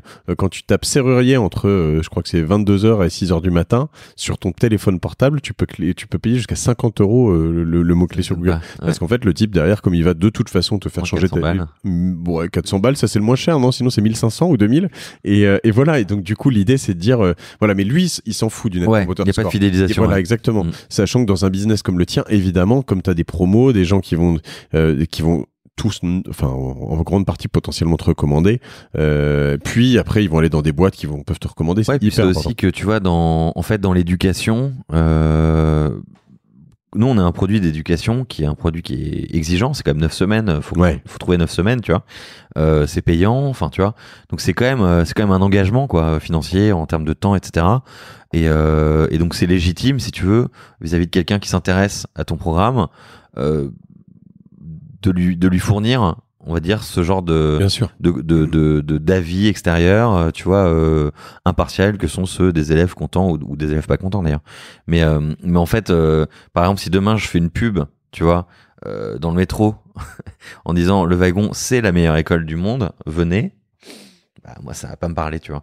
En fait, ça se vend pas pareil, l'éducation, tu vois. Tu vends pas l'éducation comme tu vends du parfum, c'est pas du tout la même chose. C'est pas parce que tu dis à quelqu'un mon école est super que la personne va considérer que ton école est super. Oui, mais c'est pareil dans dans quasiment tous les métiers de service. C'est pareil dans mes métiers à moi. Évidemment, si un client est pas capable de me recommander, pour nous le drame, c'est d'avoir un client pas content en fait. Et ça se transforme sur des notations sur Google, sur Facebook, etc. Et donc, on a cette culture-là, si tu veux, depuis le début, ce qui fait qu'en fait, alors t'as deux trucs. T'as donc cette culture du feedback systématique, c'est même implémenté dans nos outils, si tu veux. Donc il y a cette culture-là. Il y a la culture ingé de mon frère et de notre CTO Seb, qui consiste à autonomiser un maximum de tâches, voilà, de process, etc. au sein de l'école. Et on a la main sur tout, quoi, tu vois. Et en fait, l'idée c'est que pour aller à l'étranger, pour ouvrir des nouveaux campus, etc., il fallait être sûr qu'ils abîmeraient pas le contenu, qu'ils abîmeraient pas la marque, qu'ils abîmeraient pas l'expérience, tu vois, les gens à qui on allait confier le campus. Et pour ça, en fait, il fallait contrôler un maximum le contenu, les outils et la satisfaction des gens. Une fois que tu as tout ça, si tu veux, tu peux lancer un campus, tu vois, n'importe où, en fait, parce que il y a pas cadré. Bah ouais, en fait, une fois que tu as cadré les outils, le contenu et la satisfaction client, que tu es sûr que quel que soit l'endroit, quel que soit le pays, tu vois, ça c'est calé. Tu peux aller où tu veux. Sachant que tu as peu de notions culturel, prends pas ça mal, mais ce que je veux dire, c'est que t'enseignes le code à peu près de la même manière à Tokyo que à ouais, t'as des petites, tu vois, t'as des petites spécificités. Typiquement, en Chine, on est très présent. Il a fallu adapter le programme à WeChat, voilà, ce genre de outils qui sont aux outils plus qu'à la manière de. Ok. Et ça, ça c'est hyper intéressant. Et du coup, le premier pays que vous avez ouvert comme ça, c'était Bruxelles. C'est pas un pays, mais non, c'était Bruxelles. En fait, Bruxelles, c'est cool parce que c'est pas loin. Après avoir fait plusieurs villes en France, vous avez fait Paris, Bruxelles. Il me semble qu'on a fait Bruxelles et Bordeaux en parallèle. D'accord. Il me semble de mémoire. Et ça, c'est combien de temps après le lancement ? Ça, c'est 1 an après le lancement. D'accord. C'est dès 2015. Début 2015, ouais. Et après, boum, tu répliques. Ouais, en fait, à partir du moment où ça a marché à Bruxelles, on a répliqué le modèle, quoi. Et comment tu fais ? T'as quelqu'un qui est sur place à chaque fois, qui a un employé ? Non, alors on a c'est un développement un peu mixte, tu vois. On a des gens qui ouvrent des licences et des gens et des filiales. Donc les filiales, c'est nous qui avons la main dessus, c'est nos salariés, c'est nos employés, tu vois, nos managers, etc. Et puis les filiales, les licences, c'est des gens qui développent leur truc eux-mêmes. Donc si par exemple dans les gens qui nous écoutent, il y en a un qui veut lancer une licence au Burkina Faso ou je sais pas moi, en Nouvelle-Zélande. Il nous envoie un mail. Ok. Il t'envoie un mail et toi tu as un contrat de licence. C'est d'accord. Après, une sorte de franchise un peu, ouais. Ouais, c'est ça. Ouais. Après t'as des, tu vois, typiquement l'Afrique, c'est un projet sur lequel on a envie d'aller nous, tu vois. Donc on choisit. Oui, il y a des gros et des petits pays, j'imagine aussi là-bas. Ouais. D'accord. Et l'idée, c'est que tu priorises les gros pays. Les États-Unis, c'est vous, par exemple. Alors pour l'instant, on est partout sauf aux États-Unis. D'accord. Parce qu'en fait, les États-Unis, t'as 250 acteurs qui se mettent dessus sur la gueule. Enfin, bref, on voit pas trop l'intérêt, si tu veux, pour l'instant d'y aller. C'est bien pour la fame, c'est bien pour la notoriété, mais par exemple, tu prends un marché comme la Chine. Aujourd'hui, en fait, si tu compares le marché américain au marché chinois, t'as beaucoup de leçons à en tirer, quoi. Donc, Et la Chine, c'est un partenaire ou c'est vous ? C'est un partenaire. D'accord. Ouais. Et il y a combien de villes là-bas ? Il y a Chengdu, Shanghai et Shenzhen, donc 3 grandes villes. T'es allé partout ? Non, aucune. Je suis allé dans aucune de ces villes. D'accord. Je suis jamais allé en Chine. D'accord. D'accord. Il y a un de tes associés qui y allait ? Ouais, Boris y allait. Ouais. D'accord. Mais c'est vrai que tu vois, il y a plein de campus où on n'est jamais allé, quoi. En vrai, tu vois. Mais t'as quand même ce Net Promoter Score qui te dit que le campus se passe bien. Ah ouais, si ça se passe mal, je sais que ça se passe bien. Ouais, d'accord. Et si ça se passe mal, il se passe quoi ? C'est le fouet, c'est la roue, les chevaux, enfin l'écartèlement, c'est l'enfer. Ouais. Non, si ça se passe mal, on arrête de bosser avec la personne. D'accord. On a des conditions hyper strictes en fait, tu vois, contractuelles, quoi. D'accord. En dessous d'une telle note. Ouais, ça rigole pas. Ouais. Ah, c'est bien. Bah oui, non, mais t'es dans de l'éducation, ça se comprend. D'accord. Alors, et aujourd'hui, donc on l'a compris, je veux bosser avec toi en étant franchisé ou licencié. Pourquoi je dois venir faire le wagon, moi ? Parce qu'on a besoin que tu connaisses l'expérience, on a besoin que tu connaisses le produit et on a besoin que tu saches coder. Et moi, j'ai besoin qu'on sache coder, sachant que j'ai 15 ou 20 développeurs qui sont super forts. Ou... Alors, ouais, parce que, en fait... Pourquoi j'ai besoin de savoir coder, quoi ? Pourquoi t'as besoin de savoir coder ? C'est une vaste question. Pour faire le wagon ou globalement ? Non, pour moi, pourquoi j'ai besoin de... Qu'est-ce que j'aurais de plus quand j'aurais fait le wagon, alors que j'ai des gens qui font ça très bien autour de moi ? Alors, en fait... je vais découvrir un truc de fou, savoir je vais comprendre le monde. Tu découvres un monde très différent. Moi, je parle de mon expérience personnelle, mais moi, j'ai découvert un monde très, très différent. C'est-à-dire, le code, c'est une façon de penser, en optimisant systématiquement tout, tu vois. Ce qu'on appelle le dry, tu vois, don't repeat yourself, par exemple. C'est des façons de penser, qui sont hyper intéressantes.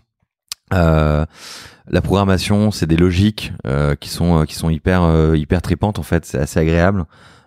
Les développeurs, c'est des gens qui sont passionnants, c'est des gens qui sont extrêmement curieux, tu vois, qui pratiquent l'open source, qui échangent, qui sont dans le collaboratif. C'est eux qui ont inventé le collaboratif, en fait. C'est ces communautés-là qui ont inventé le collaboratif, tu vois. Ce qui est à la fois paradoxal, parce que pour beaucoup qui sont plus dans le biz, plus souvent extravertis, le développeur type, tu peux pas le qualifier du mec le plus passionnant ou de la femme la plus passionnante de la Terre, souvent plus introverti, etc. Alors qu'il se passe des choses, en fait. Ce qui est marrant, c'est que c'est vraiment des communautés qui ont été des communautés pionnières, tu vois. Attention, pour ceux qui nous écoutent, qui sont dev et ingé, je prends pas de... Là, je vais dans les vastes clichés, évidemment. Hein. Je suis entouré de développeurs qui sont des gens fantastiques, mais ouais, voilà.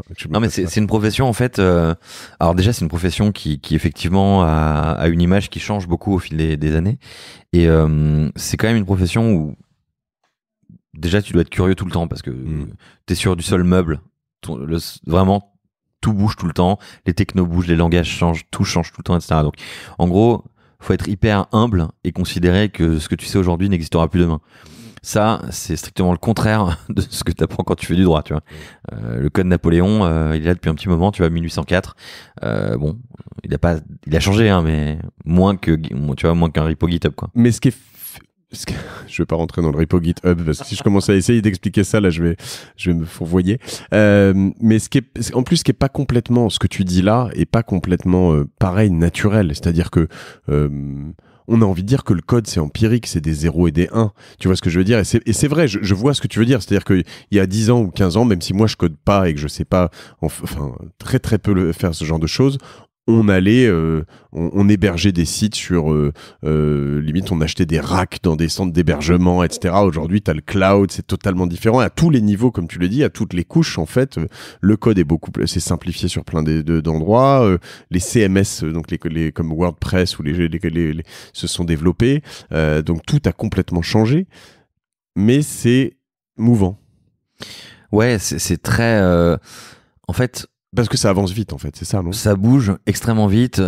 C'est le mieux qui bouge le plus, quoi. Tu vois, les nouvelles technologies, enfin, on regarde aujourd'hui, il y a 5 ans, c'est un monde différent, quoi. Et tu crois pas qu'une machine, dans pas longtemps, saura coder aussi vite qu'un mec qui sort du wagon en 9 semaines? Je pense que sur certains sujets, il y a déjà des machines qui codent plus vite, tu vois, que n'importe qui. Après, la question, pour moi, elle est pas là. La question, elle est plus sur la façon de penser, tu vois, des applicatifs, la façon de penser les outils, tu vois, que tu crées. En fait, Internet... Il faut bien que quelqu'un la code, cette machine, pour un autre. Exactement. Mais en fait, tu vois, le truc, c'est qu'Internet, c'est un... Moi, ça me fait marrer parce que si tu remontes, tu vois, loin en arrière, au début de la voiture, tout le monde n'avait pas le permis. Tu vois. Ouais. Donc t'avais quelques chauffeurs, quelques gens qui conduisaient, mais tout le monde n'avait pas le permis. Aujourd'hui, ça paraît totalement inconcevable, tu vois, de plus avoir le permis. Voilà. En fait, la voiture, ça a été une des grandes révolutions, tu vois, des siècles derniers. Et il fallait avoir son permis pour travailler, en fait, tu vois. Et aujourd'hui, Internet, c'est un peu pareil. C'est-à-dire qu'Internet, c'est un peu la voiture du 21e siècle. C'est l'outil qui a transcender, modifier en profondeur la société. Et ce qui est assez marrant, c'est que on trouve ça parfaitement normal de rester assis derrière. Tu vois, c'est comme si en fait, c'est comme si la voiture en fait, ça c'était pas devenu nécessaire que tout le monde sache conduire, parce qu'en fait, il y aurait plus, c'est ça. Ouais, en plus, alors, encore plus vite, mais en fait, tu vois et en fait, Internet aujourd'hui, il faut considérer que c'est un outil, sur lequel t'as des forces très puissantes qui ont la main mise, et qu'en fait, toi, tu peux être soit passif, soit actif, quoi. Tout à fait. Et en termes de business, en termes de les enjeux politiques, stratégiques, commerciaux, c'est hallucinant. Ça, je rejoins tout à fait ce que tu dis, sachant que aussi, si tu le pousses un peu plus loin, tout le monde a l'impression de comprendre et de connaître. Je veux dire, comme tu l'utilises tout le temps, en fait, tu vois que la vitrine, mais nous, on voit beaucoup de gens qui arrivent qui nous disent parce que j'utilise Internet et mon téléphone tout le temps, et donc je sais ce que c'est qu'un site. En fait, un site qui marche bien, un site qui marche pas, ça se joue à pas grand-chose. Ouais, mais en fait, et puis est-ce que les gens ont bien conscience des enjeux sur l'hébergement de la donnée par Amazon? Est-ce que tu vois, en fait, l'Internet d'aujourd'hui, il est hyper centralisé. Est-ce que les gens comprennent ce que ça veut dire? Moi, je suis pas sûr. Même moi, tu vois, je perçois mal le truc, quoi. Mais t'apprends tout ça au wagon? Tu comprends parce que tu comprends tout, tu comprends comment un site est hébergé. Comment tu fais ça en 9 semaines? C'est fou, c'est-à-dire que c'est 9 semaines, 7 jours sur 7, de 6h du mat à minuit? Non, c'est du lundi au vendredi, de 9h à 19h. Non, quand même, 9h, 19h. Ah ouais, c'est oui, mais en plus, t'as du boulot le soir ou le week-end? Ah non. Ok. On conseille de se rafraîchir la tête même. Non, en tout, t'as à peu près 300 heures de cours, donc c'est quand même beaucoup. Hein, c'est beaucoup 300 heures de cours, ouais. Bah, tu vois, il y a plein de théories sur à partir de combien d'heures de pratique on devient bon dans un domaine. Je crois que 300 heures, t'es quand même pas mal. Hein. Oui, il y a les caps de 300 et 10 000, je crois, Ouais, qui c'est sont ça. importants. Ouais. Alors, on fait pas un programme de 10 000 heures, mais Ouais. Non, bah après, 10 000, c'est pas forcément que la formation, c'est aussi l'entraînement, bah, justement. 10 000, tu commences à être très bon. Je crois que Ouais. le niveau expert, tu vois, un mec qui fait de tête des équations complexes, tu vois, je sais pas, c'est 50 000 heures de pratique, comme ça. Des trucs, des champions de la mémoire ou des trucs comme ça. Je crois que c'est 50 000 heures. Donc, du coup, là-dessus, vous avez un truc où t'arrives, c'est quoi le premier jour du wagon? C'est quoi la première heure ou la première matinée? Ah, tu vas être hyper déçu. Le premier jour, c'est le setup. C'est hyper décevant. Le premier jour, les élèves passent leur journée à installer les outils, les logiciels, tu vois, leur terminal, etc. En fait, c'est hyper triste. Hein. C'est très déceptif, mais Tu nous as pas fait un onboarding, comme on dit. en fait, les mecs sont émerveillés après le premier jour. En fait, si tu veux, le jour 1, il a pour objectif de vérifier que tout le monde part avec les mêmes outils, Ouais. avec les bonnes versions, etc. Parce que sinon, c'est la jungle derrière. D'accord. Donc en fait, le jour 1, c'est hyper trivial, mais c'est ça. Chacun arrive avec son ordi. Ouais, bien sûr. Ok. T'as quand même des minimums requis comme ordi. Tu peux pas venir avec n'importe quel ordi tout pourri. Oui, mais globalement, n'importe quel ordi, tu vois, qui a 3-4 ans, fait l'affaire, quoi. Après, oui, c'est sûr que si t'arrives avec un Mac des années 90.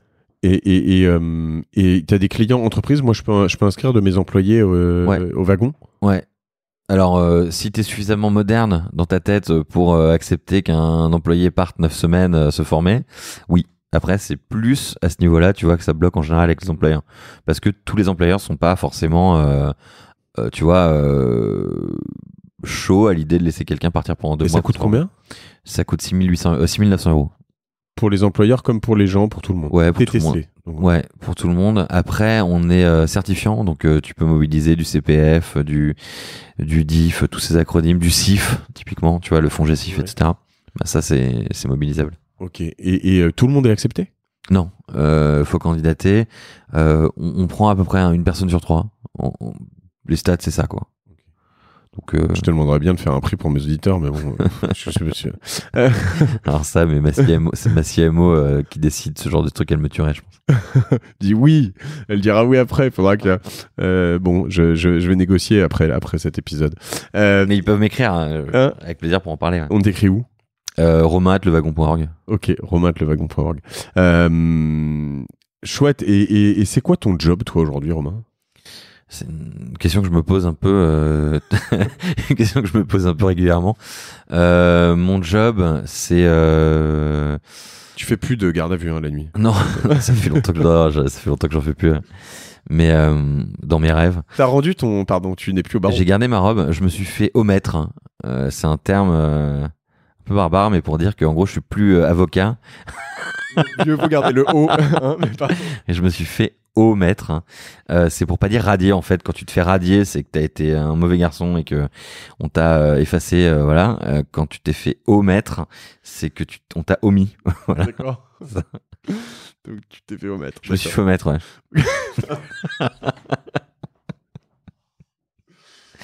Ouais, c'est un peu dur comme expression, ouais. Bon. Il va falloir que tu reprennes parce que je peux plus. Mais c'est vrai que se faire remettre, ça fait en plus, tu sais, comme si t'allais boire aussi une grosse, bref, grosse bière. Voilà. J'ai fêté mon anniversaire hier, je dois être un peu fatigué, je pense, ça doit être ça.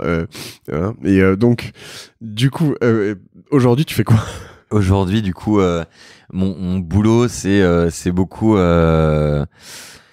on a des nouveaux projets sur lesquels je bosse, qu'on se répartit avec mon frère et Seb. Et en gros... en vrai, tu vois, mon boulot, c'est de continuer la stratégie de la boîte et de faire en sorte de la mettre en place avec les bonnes personnes, tu vois, suivre les personnes qu'on met sur ces projets-là, etc.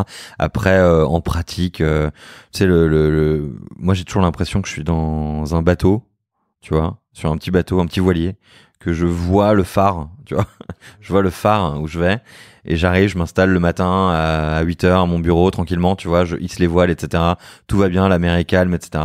Et en fait, à 8h10, je me prends un petit coup de vent latéral, tu vois, voilà. Et à 9h, je sais plus où est le phare. Ouais. Et en général, à 19h, tu vois, je suis parti sur un autre continent.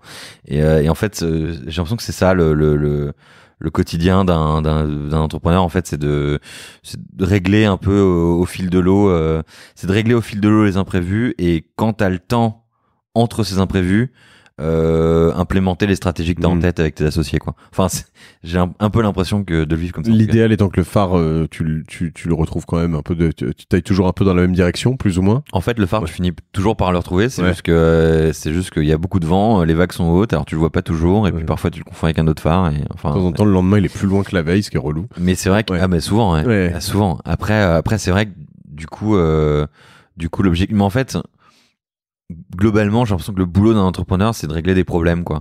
Et il y a beaucoup de gens qui nous écoutent qui sont pas du tout de formation. On me le dit souvent. T'es presque autodidacte. Je veux dire, en tout cas dans le business et dans le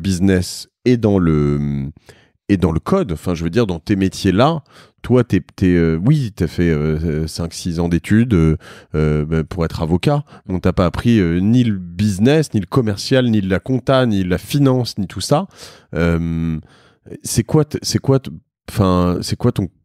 conseil? Je sais pas. En tout cas, c'est quoi t'as appris quoi et comment t'as fait En fait, je pense pas que ça soit l'entrepreneuriat en soi. Je pense pas que ce soit quelque chose qui s'apprenne vraiment.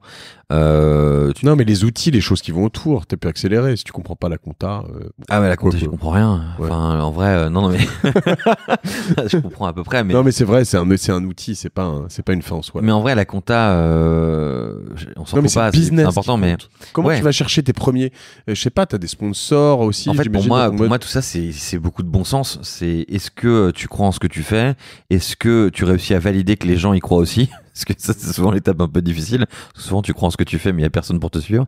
Et puis voilà. Enfin, c'est tout. Et puis après, est-ce que tu es capable de le vendre, tu vois? Est-ce que tu es capable de donner envie aux gens d'acheter ton produit, tu vois? Mais comment tu le vends? Comment t'es allé chercher la première promo? En rencontrant les mecs, tu vois.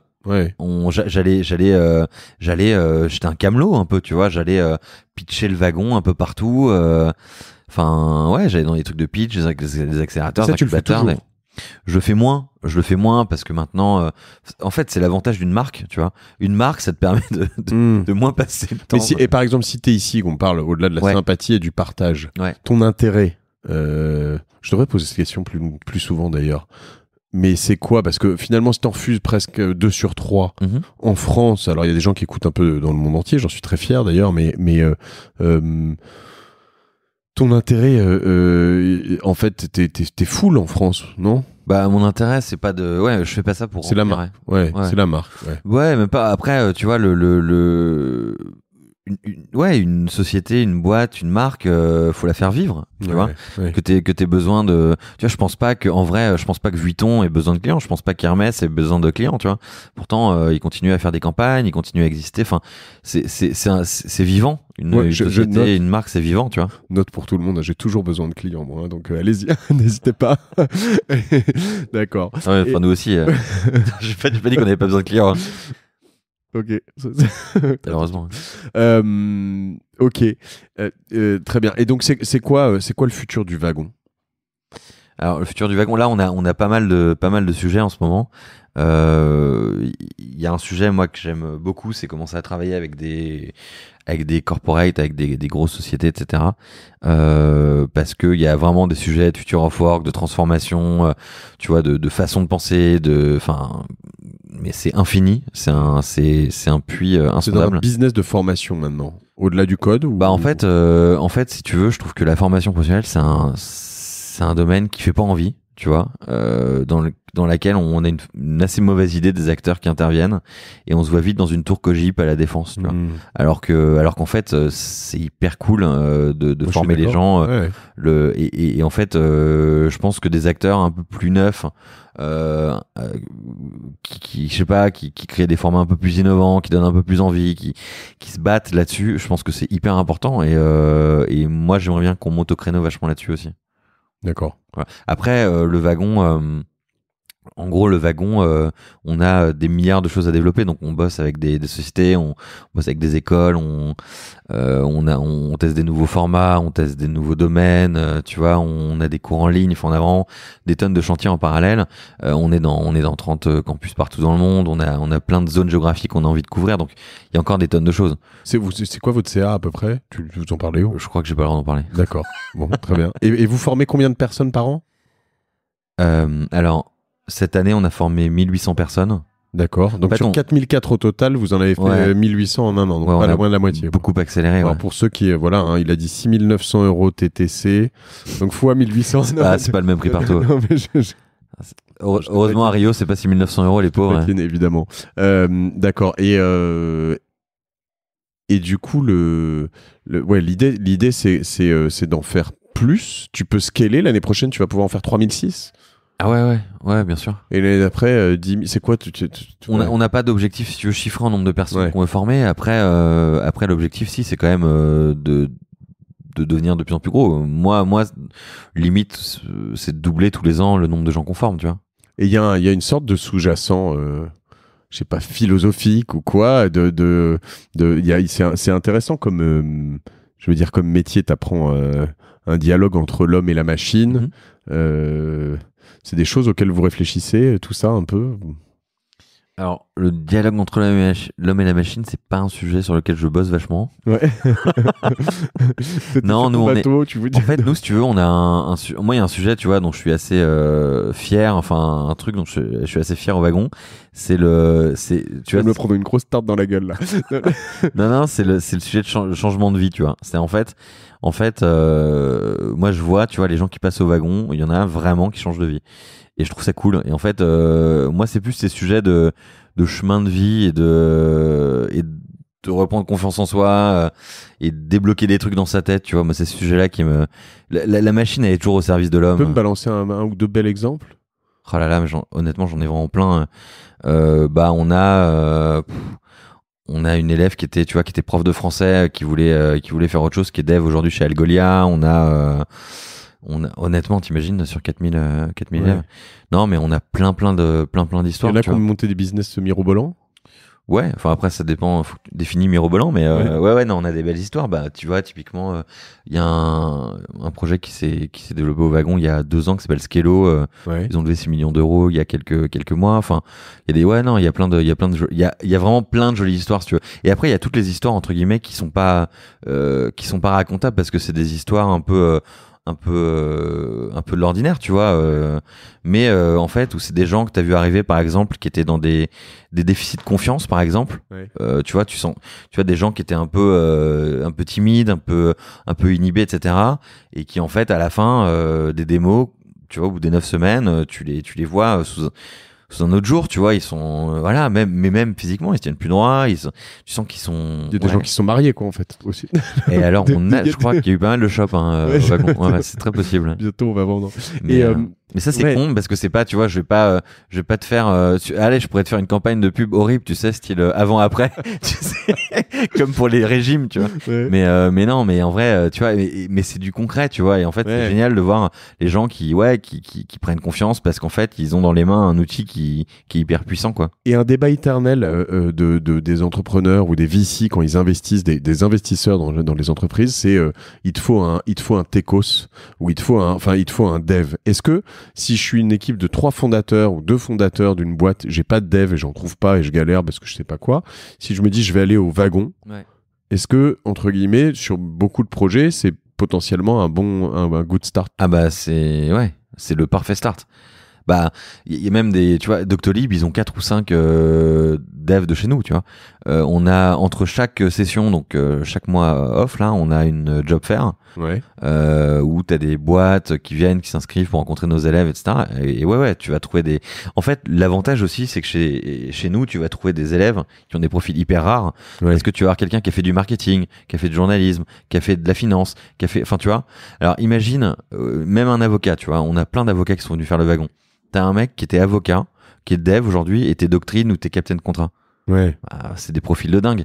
Tu vois, c'est des mecs qui sont juristes, qui connaissent, tu vois, le métier, ils ont une connaissance métier qui est hyper valable. Et derrière, en plus, ils savent coder. C'est génial. T'es pas complètement geek. Ok. Tu as des bouquins qui t'inspirent pour tout ça? Tu lis des trucs spécifiques? Il y a des choses qui ont un peu changé ta vie là-dedans? Pas trop. Moi, je suis assez, je suis assez mauvais sur ces questions-là. En fait, je lis beaucoup.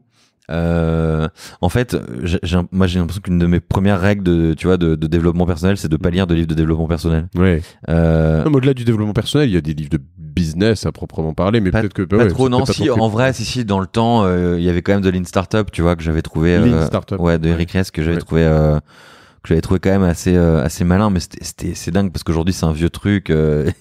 Mais ouais, à l'époque j'avais trouvé que c'était quand même bien amené et bien pensé. Ouais. Après, moi je mets un point d'honneur à lire autre chose que des livres, tu vois, de management. Mais parce que en fait, on est tellement dedans, si tu veux, au quotidien, dans notre écosystème, etc., que c'est quand même hyper important de pouvoir se foutre dans un Victor Hugo ou dans un. Enfin. Oui, bien sûr. Ok.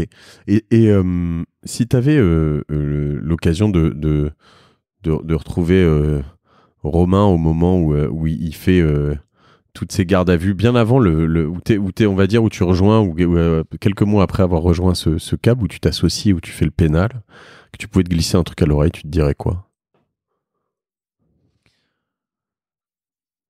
Je me dirais, vas-y. Mais non, tu y es allé, tu l'as fait. Non, mais je me dirais, en vrai, je crois que j'étais assez raccord avec ce que je faisais, tu vois, à l'époque. Donc,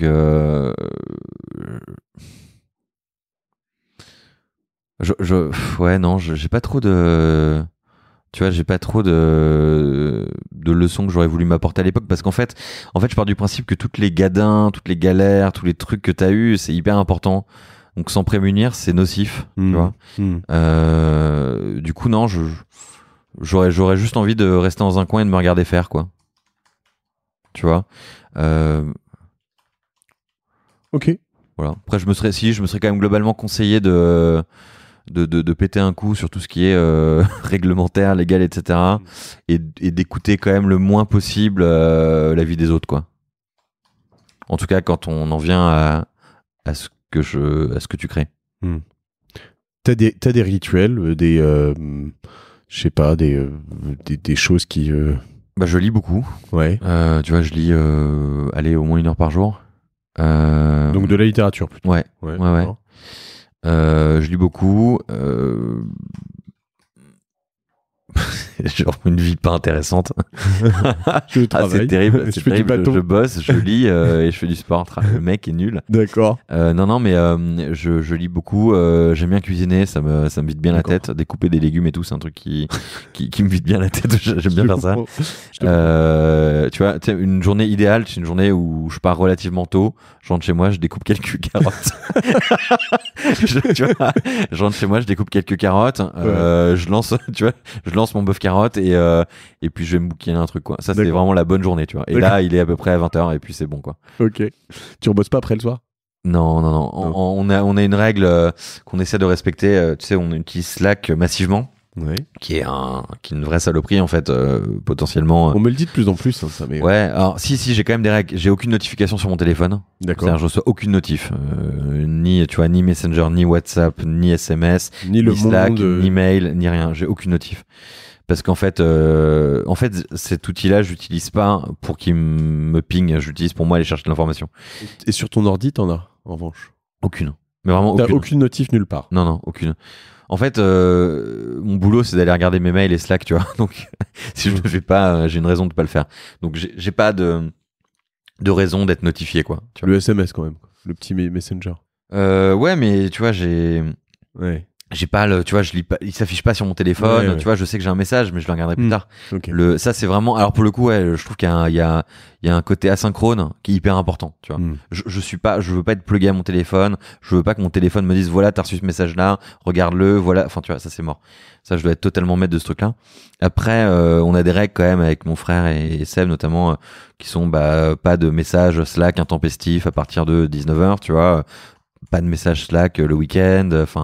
Voilà, on essaye, si tu veux, de respecter quand même une certaine hygiène de vie pour le soir et le week-end, où justement on va pas se mettre trop dans le boulot. C'est compliqué parce que quand t'as ta boîte c'est mélangé à ta vie, quoi. Tu vois, donc c'est dans ton cœur, quoi, dans ton ADN. Mais faut quand même faire un peu la part des choses. Et des petits secrets d'orga ou des applis justement sans notif mais qui te changent la vie ou des. Moi c'est vraiment mail calendar, donc un bon client mail, tu vois, là j'utilise Spark, ouais. Qui est pas mal, et mon calendrier, où en gros si c'est pas sur mon calendrier ça n'existe pas.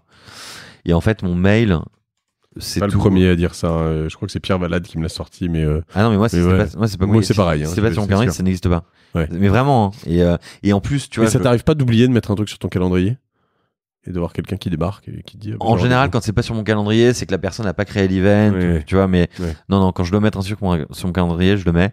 Après, j'utilise Calendly aussi quand même. C'est pratique. Mais tu vois, le mail, tu vois, par exemple, je fais pas de to-do list. C'est-à-dire qu'en fait, mon mail, c'est ma to-do list. C'est-à-dire que tu as 3 étapes possibles pour un mail, tu vois. C'est soit il faut que tu répondes à ce mail, soit tu as répondu à ce mail, soit ce mail était informatif, tu vois. Si le mail est informatif, tu archives, donc il a aucune raison d'être dans ta boîte mail. Si le mail, tu y as répondu, pareil, il a aucune raison d'être dans ta boîte mail parce que tu y as répondu. Si le mail est dans ta boîte mail, c'est que tu y as pas répondu. Donc tu es en mode inbox 0 ? Ouais. Et tu y arrives ? Ouais. J'y arrive, tu vois. Idéalement, j'essaye tu vois, d'y arriver le vendredi, quoi. Inbox 0, ça veut dire que tu as 0 mail à traiter dans ta boîte mail. Ouais, mais parce qu'en fait, vraiment, encore une fois, un mail qui a pas de raison d'être dans mes mails n'y sera pas. Tu vois. Dans mes mails, en fait, j'ai que des mails auxquels je dois répondre ou des choses que je dois faire. Donc, par exemple, mais ça peut être, tu vois, par exemple, là, je dois faire repeindre mon entrée. Tu vois, donc, je dois contacter un entrepreneur pour qu'il repeigne mon entrée. Enfin, il vient demain, le mec.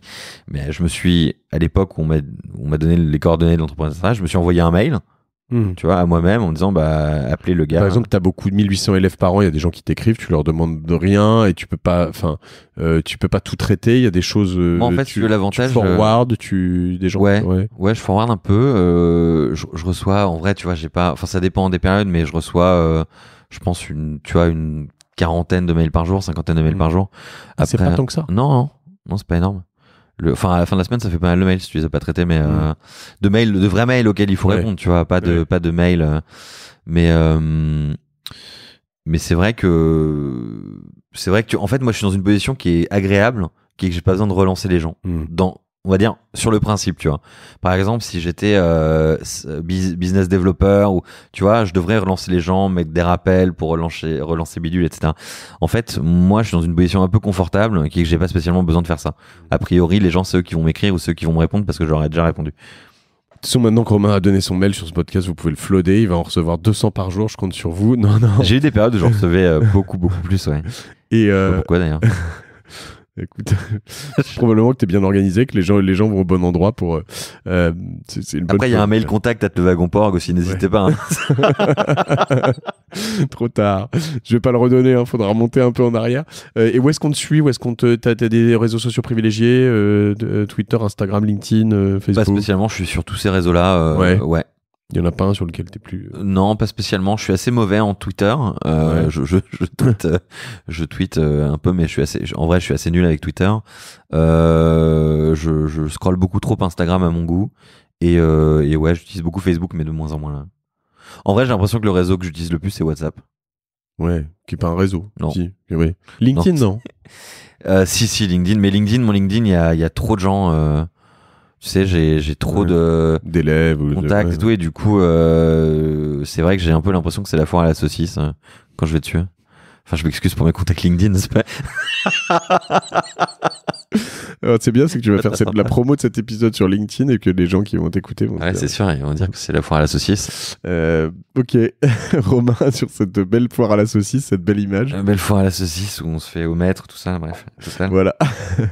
J'ai beaucoup aimé cette première rencontre. Bravo, parce que c'est un beau métier et c'est une belle aventure que vous faites et je dois te dire que ça fait envie de tester et voilà. Mais merci pour l'invitation. C'est sympa. Et donc voilà, et puis on mettra toutes les infos sur le wagon et sur tes réseaux sociaux et sur comment s'inscrire et les codes promo que je vais négocier et tout ça sur le site de Génération Do It Yourself qui est gdiy.fr. Ça c'est aussi un nom à la con, mais bon, gdiy, voilà. Comme pas mal, hein. Ouais, c'est court en fait, mais voilà. Je trouve ça mal. Et le .fr était dispo. Ouais, sur un 4 lettres, ça va. Voilà. C'est pas mal, hein. Ouais. Bon, les amis, on va s'arrêter sur ces belles paroles, cette foire à la saucisse. Romain Paillard, Le Wagon, merci. Merci à toi. Et à bientôt. N'oubliez pas de noter ce podcast 5 sur 5 à tous ceux qui écoutent. Et d'ailleurs, je compte sur toi pour le faire écouter à tous les francophones qui passent par Le Wagon, parce qu'il y a plein de bons enseignements sur des gens qui montent des boîtes. On va partager tout ça. Allez, salut Romain. Salut.